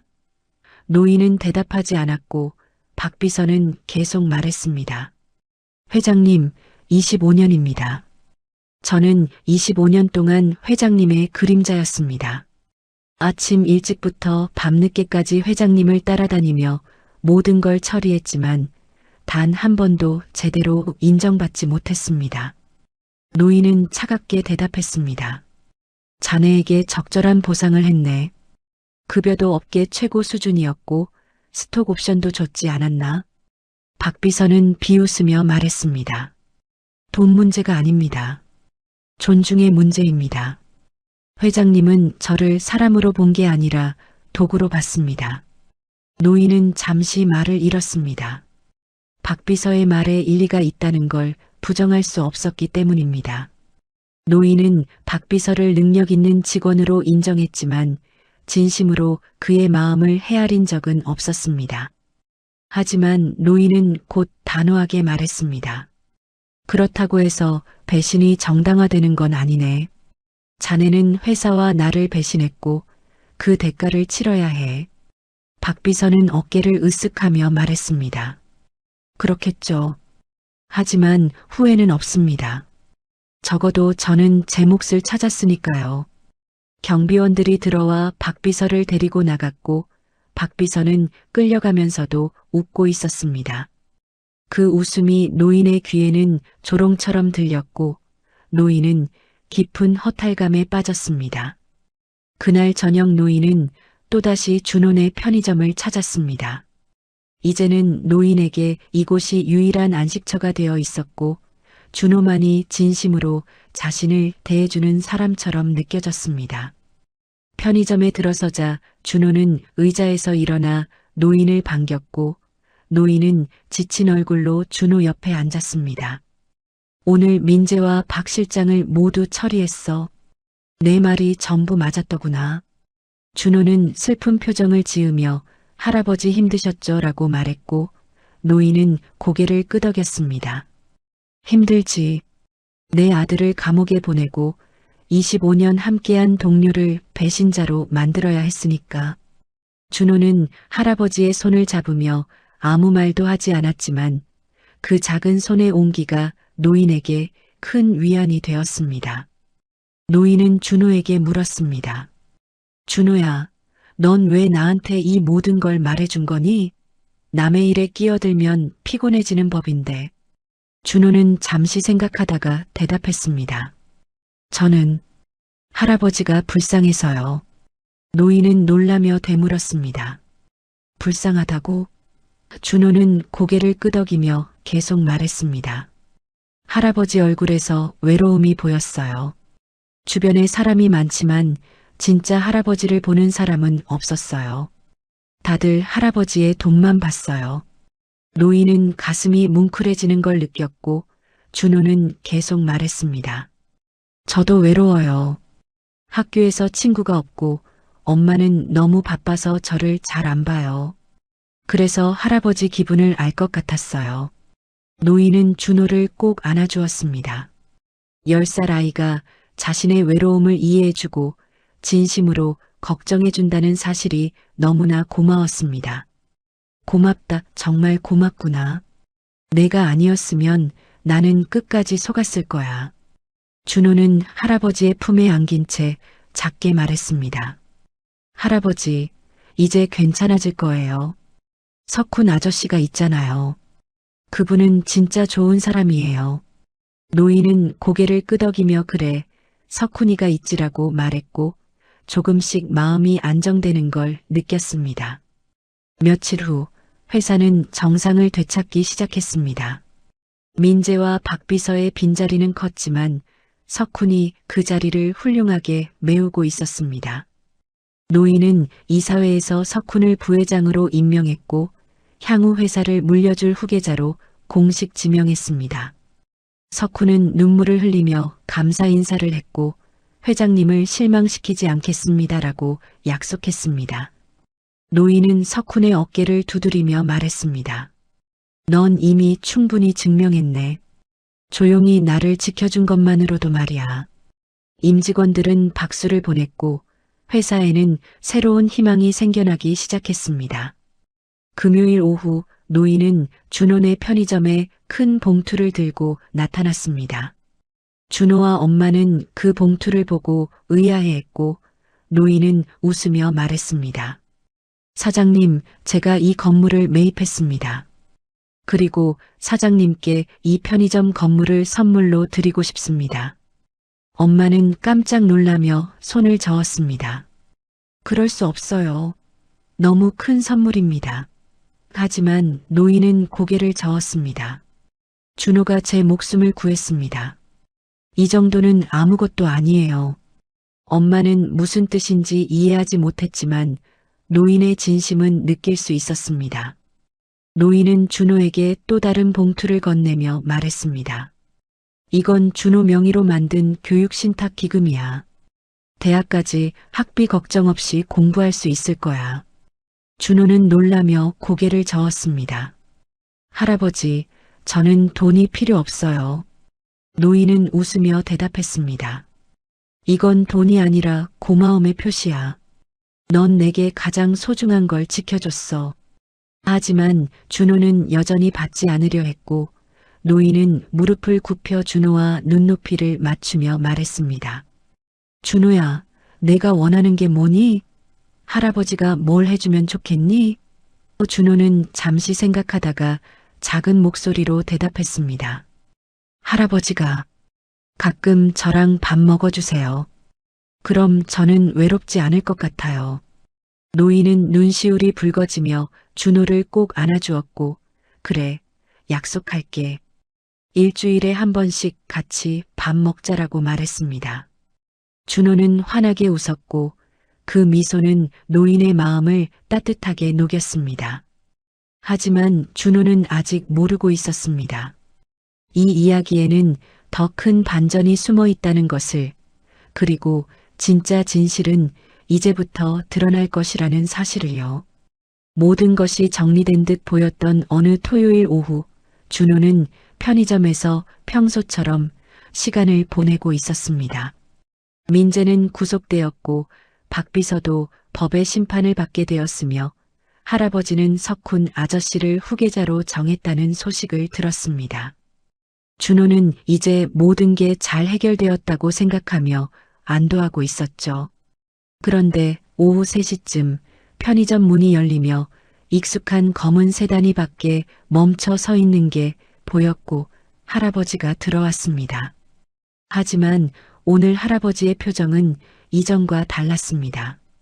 밝게 웃는 얼굴이 아니라 무언가 고민스러운 표정이었고 준호는 본능적으로 뭔가 일이 생겼다는 걸 느꼈습니다. 할아버지는 준호 옆에 앉으며 조용히 말했습니다. 준호야, 너한테 물어볼 게 있어.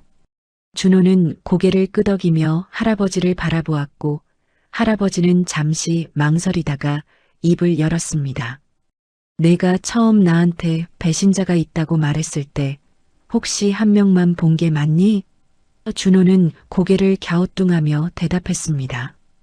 그때는 웃으시던 분, 민재 아저씨가 제일 강하게 느껴졌어요. 그래서 그분을 말씀드렸고요. 할아버지는 천천히 물었습니다.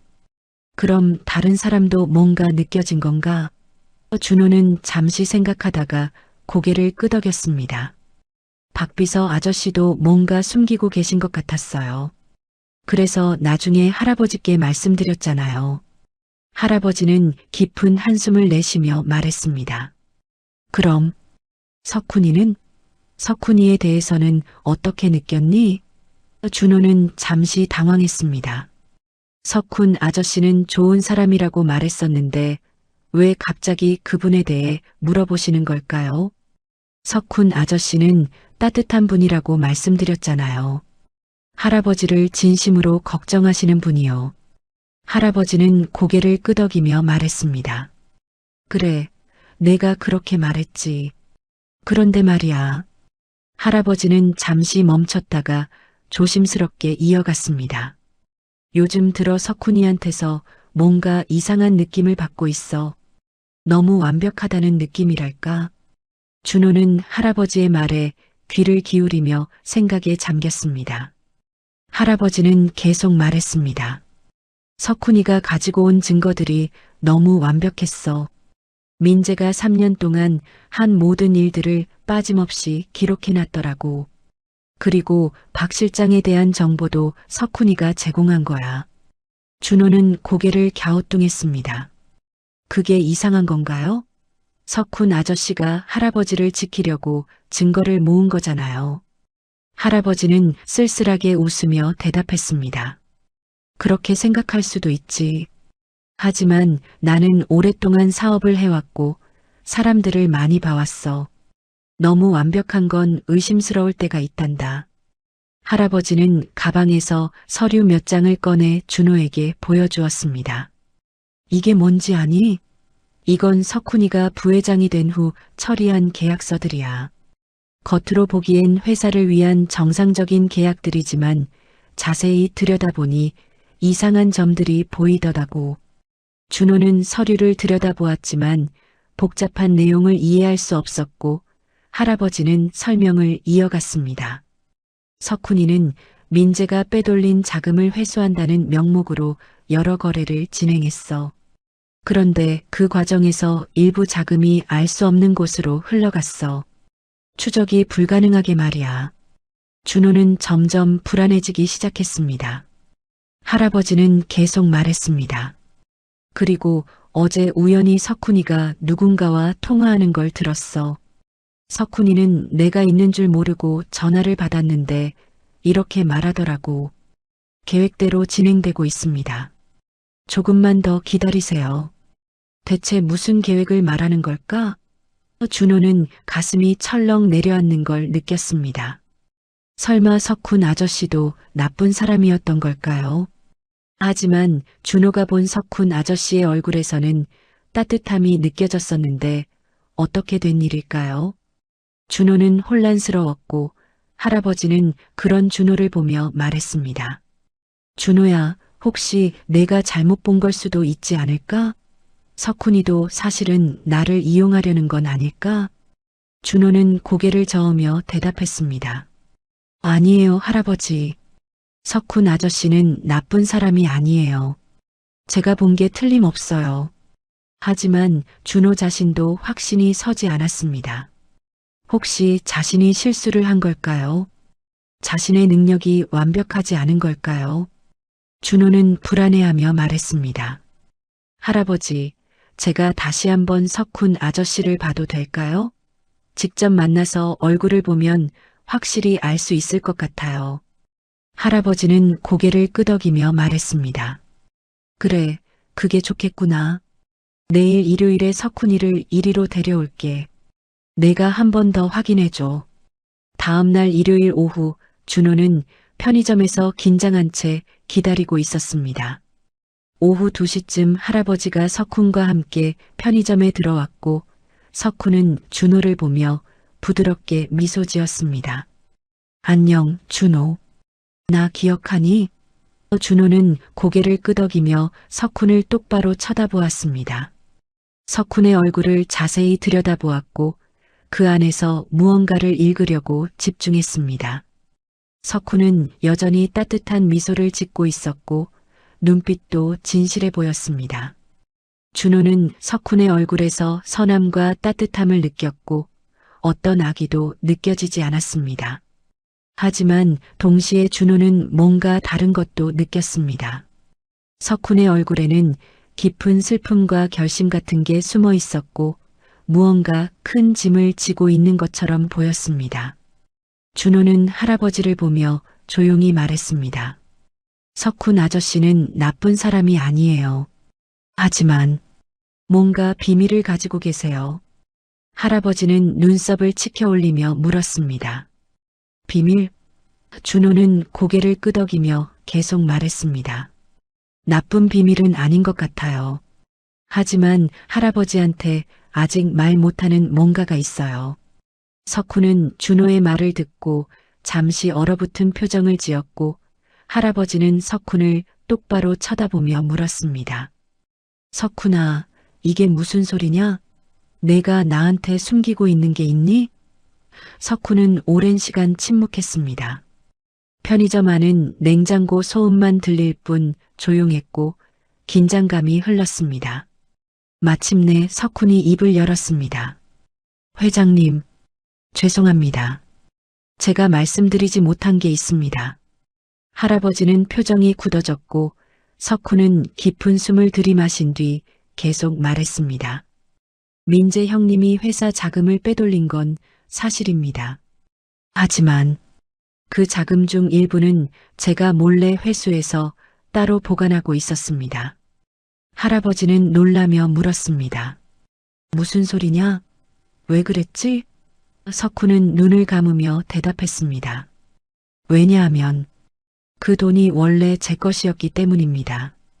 편의점 안의 공기가 얼어붙었고 준호와 할아버지는 석훈을 멍하니 바라보았습니다. 석훈은 천천히 이야기를 풀어놓기 시작했습니다. 회장님은 기억하시겠지만 15년 전 제 아버지께서 사업부도로 돌아가셨습니다. 당시 우리 집안은 모든 걸 잃었고 저는 회장님께 도움을 청했습니다. 할아버지는 고개를 끄덕이며 그래, 기억한다고 말했고 석훈은 계속했습니다.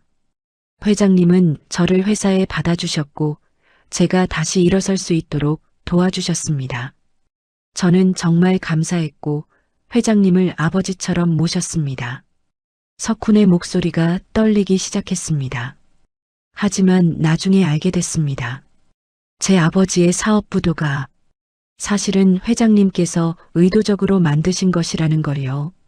할아버지는 얼굴이 하얗게 질렸고 석훈은 눈물을 흘리며 계속 말했습니다. 회장님은 제 아버지가 경쟁사를 도와준다는 소문을 퍼뜨리셨고 은행들이 대출을 회수하도록 압력을 넣으셨습니다. 제 아버지는 결백했지만 아무도 믿어주지 않았고 결국 파산했습니다. 그리고 그 충격으로 심장마비로 돌아가셨죠. 할아버지는 말문이 막혔고 석훈은 주먹을 쥐며 말했습니다. 저는 그 진실을 알고 나서 결심했습니다. 회장님께 복수하겠다고. 하지만 직접적인 방법이 아니라 회장님의 아들을 이용해서 회장님을 무너뜨리겠다고요. 준호는 충격을 받아 말을 잃었고 할아버지는 의자에 털썩 주저앉았습니다. 석훈은 계속 고백했습니다. 저는 2년 전부터 민재 형님을 부추겼습니다. 형님이 돈을 빼돌리도록 방법을 알려줬고 들키지 않는 법도 가르쳐줬습니다. 그리고 모든 증거를 수집했죠. 제 계획은 민재 형님이 충분히 큰 범죄를 저지르면 그걸 폭로해서 회장님께 큰 타격을 주는 것이었습니다. 할아버지는 고개를 떨구며 그래서 내가 그 완벽한 증거들을 가지고 있었구나라고 중얼거렸습니다. 석훈은 눈물을 닦으며 말했습니다. 하지만 준호를 만나고 나서 모든 게 바뀌었습니다. 이 아이가 회장님을 걱정하는 모습을 보고 회장님께서 얼마나 외로우신지 깨달았습니다. 그리고 회장님께서 민재 형님에게 배신당하는 걸 보면서 저도 마음이 아팠습니다. 석훈은 할아버지를 바라보며 말했습니다. 회장님, 저는 복수하려고 했지만 결국 할 수 없었습니다. 왜냐하면 회장님도 제 아버지만큼이나 고통받고 계셨으니까요. 석훈은 무릎을 꿇으며 할아버지 앞에 엎드렸습니다. 죄송합니다. 정말 죄송합니다. 편의점 안은 깊은 침묵에 휩싸였습니다. 준호는 두 사람을 번갈아 보며 가슴이 아팠고 엄마는 멀리서 무슨 일인지 몰라 걱정스러운 표정으로 지켜보고 있었습니다. 오랜 시간이 지나고 할아버지가 천천히 입을 열었습니다. 석훈아, 내 아버지 일은 정말 미안하게 됐다. 당시 나는 사업 경쟁에서 이기는 게 전부라고 생각했고 수단과 방법을 가리지 않았지. 할아버지의 목소리는 떨리고 있었습니다. 내 아버지가 결백했다는 건 나중에 알았어. 하지만 이미 돌이킬 수 없었고 나는 그 죄책감을 평생 안고 살았단다.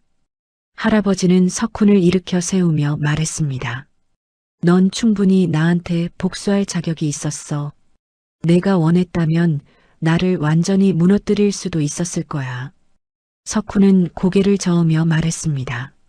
하지만 저는 그럴 수 없었습니다. 복수가 아무것도 해결하지 못한다는 걸 깨달았으니까요. 할아버지는 석훈을 꼭 안아주었고 두 사람은 서로를 부둥켜 안은 채 울었습니다. 준호는 그 모습을 보며 눈물을 흘렸고 할아버지와 석훈의 고통이 모두 느껴졌습니다. 오랜 시간이 지나고 할아버지가 석훈에게 물었습니다. 그럼 내가 빼돌린 그 돈은 어디에 있니? 석훈은 대답했습니다. 모두 회사 계좌로 돌려놓을 준비를 하고 있습니다. 단 한 푼도 제가 쓰지 않았습니다. 저는 복수하려 했지만 결국 도둑이 되고 싶지는 않았습니다. 할아버지는 고개를 끄덕이며 말했습니다. 석훈아, 내가 내 아버지한테 저지른 일은 용서받을 수 없어. 하지만 앞으로 내가 할 수 있는 모든 걸 해서 속죄하고 싶다. 받아줄 수 있겠니? 석훈은 눈물을 흘리며 고개를 끄덕였고 저도 회장님을 속이려 했던 것 용서해 주세요라고 말했습니다. 준호는 두 사람을 보며 생각했습니다. 사람은 복잡한 존재구나. 좋은 사람도 나쁜 일을 할 수 있고 복수하려던 사람도 용서할 수 있구나. 석훈 아저씨는 나쁜 사람이 아니었습니다. 다만 상처받은 사람이었고 그 상처가 잘못된 길로 이끌 뻔했지만 결국 올바른 선택을 한 것입니다. 준호는 자신의 능력이 틀리지 않았다는 걸 깨달았습니다. 석훈 아저씨의 본질은 따뜻한 사람이었고 그것이 결국 복수보다 용서를 선택하게 만든 것입니다. 할아버지는 준호를 보며 말했습니다. 준호야, 내 덕분에 진실을 알게 됐어. 그리고 석훈이와도 진심으로 화해할 수 있게 됐어. 준호는 미소 지으며 대답했습니다. 다행이에요, 할아버지. 할아버지는 석훈과 준호를 바라보며 말했습니다. 이제 우리는 진짜 가족이 된 것 같구나. 서로의 상처를 알고 용서하고 함께 나아갈 수 있는 가족 말이야. 석훈도 고개를 끄덕이며 준호를 보고 고맙다, 준호야. 내가 나를 다시 사람답게 만들어줬어라고 말했습니다.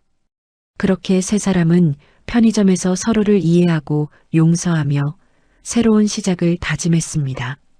그로부터 2달이 지났습니다. 계절은 가을에서 겨울로 접어들고 있었고 편의점 앞 거리에는 낙엽이 쌓이기 시작했습니다.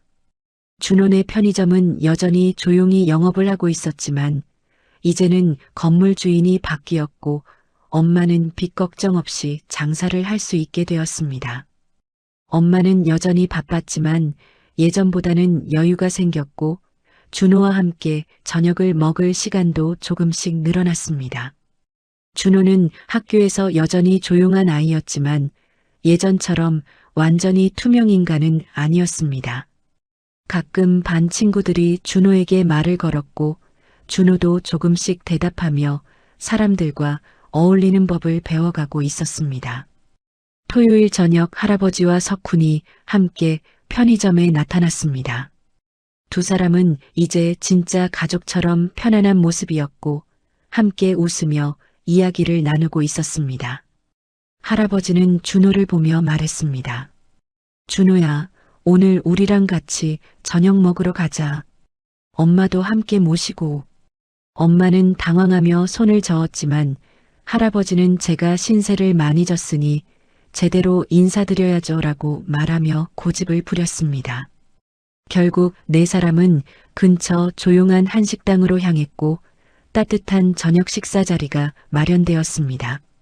엄마는 처음에는 긴장했지만 할아버지와 석훈의 편안한 태도에 점점 마음을 열었고 준호는 그런 엄마를 보며 흐뭇하게 웃었습니다. 식사를 하면서 할아버지는 엄마에게 말했습니다. 사장님, 준호는 정말 특별한 아이입니다. 저한테 큰 은혜를 베풀어 줬어요. 엄마는 의아한 표정을 지으며 무슨 말씀이세요? 라고 물었고 할아버지는 준호를 보며 웃으며 대답했습니다. 준호가 제 인생에서 가장 중요한 순간에 올바른 길을 알려줬습니다. 덕분에 저는 진실을 알 수 있었고 잘못된 선택을 피할 수 있었어요. 엄마는 여전히 정확히 무슨 일이 있었는지 모르지만 할아버지의 진심은 느낄 수 있었습니다. 석훈도 준호를 보며 말했습니다. 저도 준호 덕분에 용서를 배웠습니다. 이 아이가 없었다면 저는 평생 복수심에 사로잡혀 살았을 거예요. 식사가 끝나고 할아버지는 준호에게 작은 상자를 건넸습니다. 준호야, 이건 할아버지가 준비한 작은 선물이야. 준호가 상자를 열어보니 안에는 작은 목걸이가 들어 있었습니다. 은으로 만든 목걸이였고 펜던트에는 작은 글씨가 새겨져 있었습니다. 진실을 보는 눈, 용기를 가진 마음. 준호는 목걸이를 보며 눈시울이 붉어졌고 할아버지는 준호의 목에 직접 목걸이를 걸어주며 말했습니다. 내 능력은 특별한 선물이야. 하지만 그보다 더 특별한 건 그 능력을 올바르게 사용하는 내 마음이란다. 준호는 고개를 끄덕이며 감사합니다. 할아버지라고 말했고 할아버지는 준호를 꼭 안아주었습니다. 며칠 후 월요일 준호는 학교에서 평소와는 다른 경험을 했습니다. 점심시간에 혼자 급식을 먹으려고 자리를 찾고 있을 때 예전에 편의점에서 만났던 그 남자아이가 다가왔습니다. 야, 준호, 우리랑 같이 먹을래? 준호는 깜짝 놀라며 그 아이를 쳐다보았고 남자아이는 환하게 웃으며 자기 친구들이 앉아있는 테이블을 가리켰습니다. 준호는 잠시 망설였지만 고개를 끄덕였고 처음으로 친구들과 함께 밥을 먹었습니다. 친구들은 준호에게 여러 가지를 물어봤고 준호는 천천히 대답하며 대화에 참여했습니다. 어색했지만 나쁘지 않은 느낌이었고 준호는 혼자가 아니라는 게 이렇게 따뜻한 건지 처음 알았습니다. 방과 후 준호가 편의점에 도착했을 때 엄마는 카운터에서 준호를 보며 물었습니다. 오늘 학교 어땠어? 준호는 처음으로 밝게 웃으며 대답했습니다. 엄마, 오늘 친구들이랑 밥 먹었어. 엄마는 깜짝 놀라며 준호를 안아주었습니다. 정말? 우리 준호가 드디어 친구들이랑 친해진 거야? 준호는 고개를 끄덕이며 응, 이제 혼자가 아니야 라고 말했고 엄마는 눈물을 글썽이며 준호의 머리를 쓰다듬었습니다. 엄마는 준호가 왜 이렇게 변했는지 정확히 알지 못했지만 할아버지를 만난 이후로 준호가 점점 밝아지고 있다는 걸 느낄 수 있었습니다. 수요일 저녁 할아버지는 혼자 편의점을 찾아왔습니다. 할아버지는 생수를 사고 준호 옆에 앉으며 조용히 말했습니다. 준호야, 할아버지가 너한테 마지막으로 물어볼 게 있어. 준호는 고개를 돌려 할아버지를 바라보았고 할아버지는 진지한 표정으로 물었습니다. 넌 왜 나를 도와준 거니? 진짜 이유가 뭐야? 준호는 잠시 생각하다가 천천히 대답했습니다. 할아버지가 외로워 보였어요. 저랑 똑같이 외로워 보였거든요. 준호는 계속 말했습니다. 저는 사람들 얼굴을 보면서 항상 혼자였어요. 제가 보는 걸 아무도 믿지 않았고 말하면 이상한 아이 취급받았으니까요. 준호는 편의점 창밖을 바라보며 이어갔습니다. 그런데 할아버지를 봤을 때 할아버지도 저랑 똑같다는 생각이 들었어요. 주변에 사람이 많지만 진짜로 할아버지를 이해하는 사람은 없었잖아요. 다들 할아버지의 돈과 권력만 봤지 할아버지의 외로움은 아무도 안 봤어요. 할아버지는 준호의 말에 가슴이 뭉클해졌고 준호는 할아버지를 보며 미소 지었습니다. 저는 할아버지한테 진짜 좋은 사람이 있으면 좋겠어요. 저처럼 혼자 외로우면 너무 슬프잖아요. 그래서 말한 거예요. 할아버지 옆에 배신자가 있다고. 할아버지는 준호를 꼭 안아주며 말했습니다. 고맙다, 정말 고맙구나. 넌 할아버지한테 세상에서 가장 소중한 선물을 줬어. 준호는 할아버지 품에 안긴 채 작게 말했습니다. 저도 고마워요, 할아버지. 할아버지 덕분에 저도 이제 혼자가 아니에요. 두 사람은 오랜 시간 그렇게 안고 있었고 편의점 형광등 불빛이 두 사람을 따뜻하게 비추고 있었습니다. 엄마는 멀리서 그 모습을 보며 미소를 지었고 무슨 일인지 정확히 몰라도 준호가 특별한 인연을 만났다는 걸 알 수 있었습니다. 석 달 후 겨울이 깊어진 어느 토요일 오후였습니다. 할아버지는 준호와 엄마를 회사로 초대했고 특별한 행사가 있다고 말했습니다.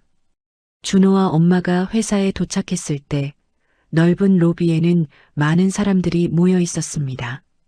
할아버지는 단상에 서서 마이크를 잡고 말했습니다. 오늘 이 자리는 우리 회사의 새로운 시작을 알리기 위해 마련되었습니다.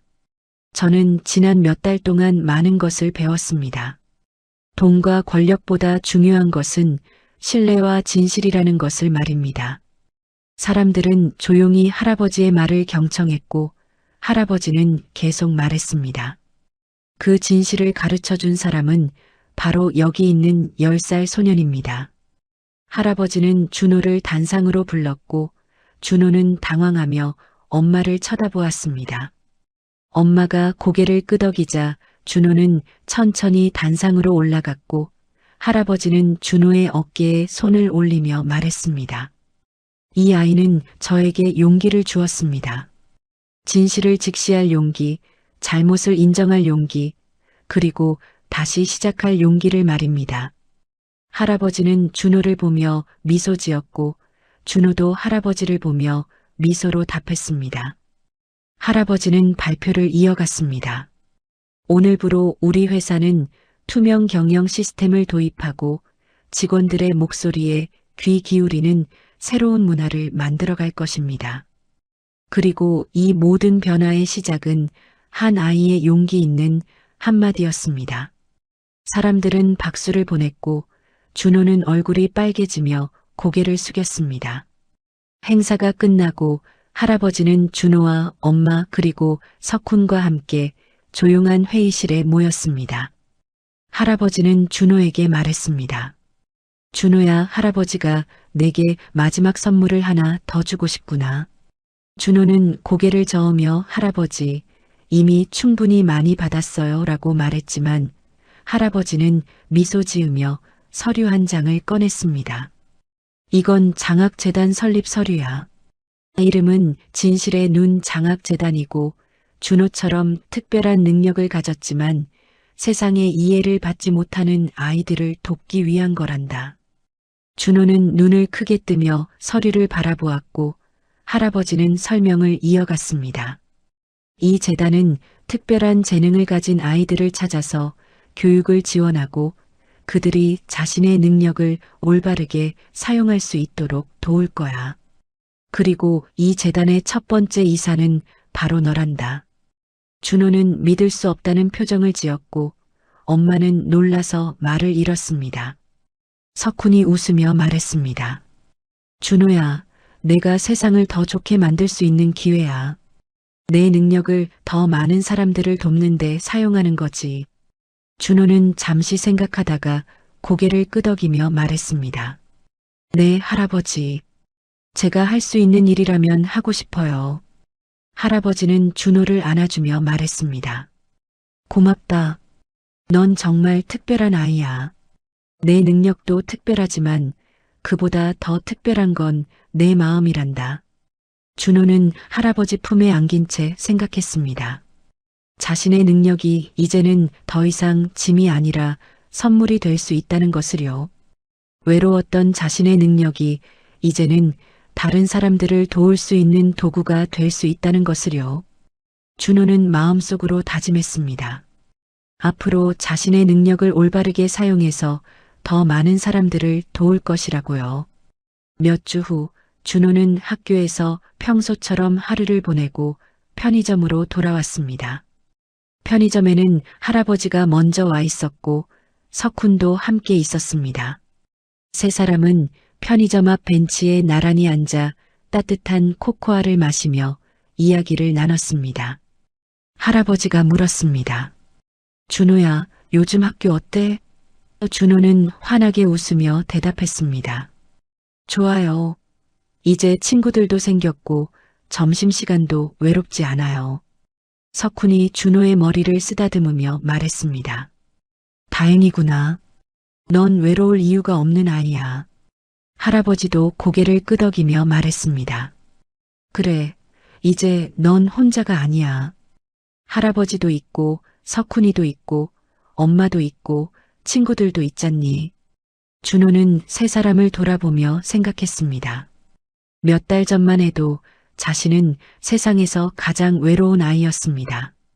자신의 능력 때문에 사람들과 거리를 두어야 했고 진실을 말해도 아무도 믿지 않았습니다. 하지만 이제는 달랐습니다. 자신을 이해해주는 할아버지가 있고 진심으로 대해주는 석훈 아저씨가 있고 사랑해주는 엄마가 있고 함께 밥 먹는 친구들도 생겼습니다. 준호는 자신의 능력이 저주가 아니라 축복이라는 걸 깨달았습니다. 왜냐하면 그 능력 덕분에 할아버지를 만났고 할아버지를 도울 수 있었고 그 과정에서 진짜 가족 같은 사람들을 얻었으니까요. 저녁 무렵 할아버지와 석훈이 떠나고 준호는 엄마와 단둘이 편의점에 남았습니다. 엄마는 카운터에서 장부를 정리하고 있었고 준호는 구석 의자에 앉아 숙제를 하고 있었습니다. 가끔 손님들이 들어왔다가 나갔고 편의점은 여전히 평화로웠습니다. 준호는 문득 지나가는 손님들의 얼굴을 보며 생각했습니다. 예전에는 사람들의 얼굴에서 보이는 진실이 두려웠지만 이제는 그렇지 않았습니다. 왜냐하면 진실을 안다는 건 그 사람을 더 깊이 이해할 수 있다는 의미이고 이해한다는 건 도울 수 있다는 의미니까요. 준호는 목에 걸린 목걸이를 만지작거리며 펜던트에 새겨진 글씨를 떠올렸습니다. 진실을 보는 눈, 용기를 가진 마음. 준호는 이제 그 의미를 완전히 이해했습니다. 진실을 보는 것만으로는 충분하지 않았습니다. 그 진실을 말할 용기, 그리고 진실을 바탕으로 옳은 일을 할 용기가 필요했습니다. 준호는 할아버지를 만나기 전까지는 진실을 보기만 하고 침묵했지만 이제는 달랐습니다. 이제는 진실을 말하고 그 진실로 사람들을 도울 수 있었습니다. 밤이 깊어지고 편의점 문을 닫을 시간이 되었습니다. 엄마는 준호에게 집에 가자라고 말했고 준호는 가방을 메고 일어났습니다. 편의점 불을 끄고 나오면서 준호는 뒤를 돌아보았습니다. 이곳은 자신이 할아버지를 처음 만난 곳이고 자신의 인생이 완전히 바뀐 곳이었습니다. 준호는 미소를 지으며 편의점에 작별 인사를 했고 엄마 손을 잡고 집으로 향했습니다. 겨울 밤 공기는 차가웠지만 준호의 마음은 따뜻했습니다. 엄마가 물었습니다. 준호야, 무슨 생각해? 준호는 환하게 웃으며 대답했습니다. 아무 생각도 안 해요. 그냥 행복해요. 그날 밤 준호는 이불 속에 누워 천장을 바라보며 생각했습니다. 사람의 얼굴은 거짓말을 하지 않습니다. 그 안에는 외로움도 있고 상처도 있고 거짓도 있지만 동시에 사랑도 있고 용서도 있고 희망도 있습니다. 준호는 이제 그 모든 것을 두려워하지 않았습니다. 왜냐하면 진실을 아는 것은 사람을 이해하는 첫걸음이고 이해는 결국 사랑으로 이어지니까요. 준호는 할아버지의 얼굴을 떠올렸습니다. 처음 봤을 때는 외로움과 불안으로 가득했던 그 얼굴이 이제는 평화와 미소로 채워져 있었습니다. 그리고 준호는 자신도 그 변화의 일부였다는 게 자랑스러웠습니다. 준호는 천천히 눈을 감으며 중얼거렸습니다. 사람들의 얼굴에는 이야기가 담겨 있어요. 슬픈 이야기도 있고 아픈 이야기도 있지만 결국 모두 사랑받고 싶어 하는 이야기예요. 이제 저는 그 이야기들을 두려워하지 않아요. 오히려 귀 기울이고 싶어요. 왜냐하면 그게 사람을 이해하는 방법이니까요. 준호는 그렇게 중얼거리다가 편안하게 잠에 빠져들었고 꿈속에서 준호는 웃고 있는 할아버지와 석훈 아저씨 그리고 친구들과 함께 따뜻한 식탁에 둘러앉아 있었습니다. 더 이상 혼자가 아닌 사랑받고 이해받는 준호의 모습이었습니다. 몇 년 후 준호는 중학생이 되었고 여전히 사람들의 얼굴을 읽는 능력을 가지고 있었습니다. 하지만 이제 그 능력은 짐이 아니라 선물이었고 준호는 그 선물로 많은 사람들을 도왔습니다. 학교에서 힘들어하는 친구가 있으면 먼저 다가가 이야기를 들어주었고 거짓말하는 사람을 보면 조용히 진실을 일깨워 주었습니다. 할아버지는 여전히 회사를 경영하고 있었고 석훈은 훌륭한 부회장으로 할아버지를 도왔습니다. 그리고 일주일에 한 번씩 세 사람은 여전히 함께 식사를 하며 서로의 이야기를 나눴습니다. 준호네 편의점은 여전히 영업을 하고 있었고 이제는 동네에서 유명한 따뜻한 편의점이 되어 있었습니다. 그리고 무엇보다 중요한 것은 준호가 더 이상 외롭지 않다는 것이었습니다. 준호에게는 이제 진심으로 자신을 이해해주는 사람들이 있었고 자신의 능력을 긍정적으로 사용할 수 있는 기회가 있었으며 무엇보다 자신이 세상에 필요한 존재라는 확신이 있었습니다. 할아버지 옆에 배신자가 있어요 라고 말했던 그날 준호는 자신의 인생이 완전히 바뀔 거라고는 상상하지 못했습니다. 하지만 그 용기 있는 한마디가 모든 것을 바꿔놓았고 준호는 이제 자신의 능력이 저주가 아니라 세상을 더 좋게 만들 수 있는 축복이라는 걸 알았습니다. 그리고 그것이 준호가 배운 가장 중요한 교훈이었습니다. 진실을 보는 눈과 그것을 말할 용기, 그것이 세상을 변화시키는 힘이라는 것을요.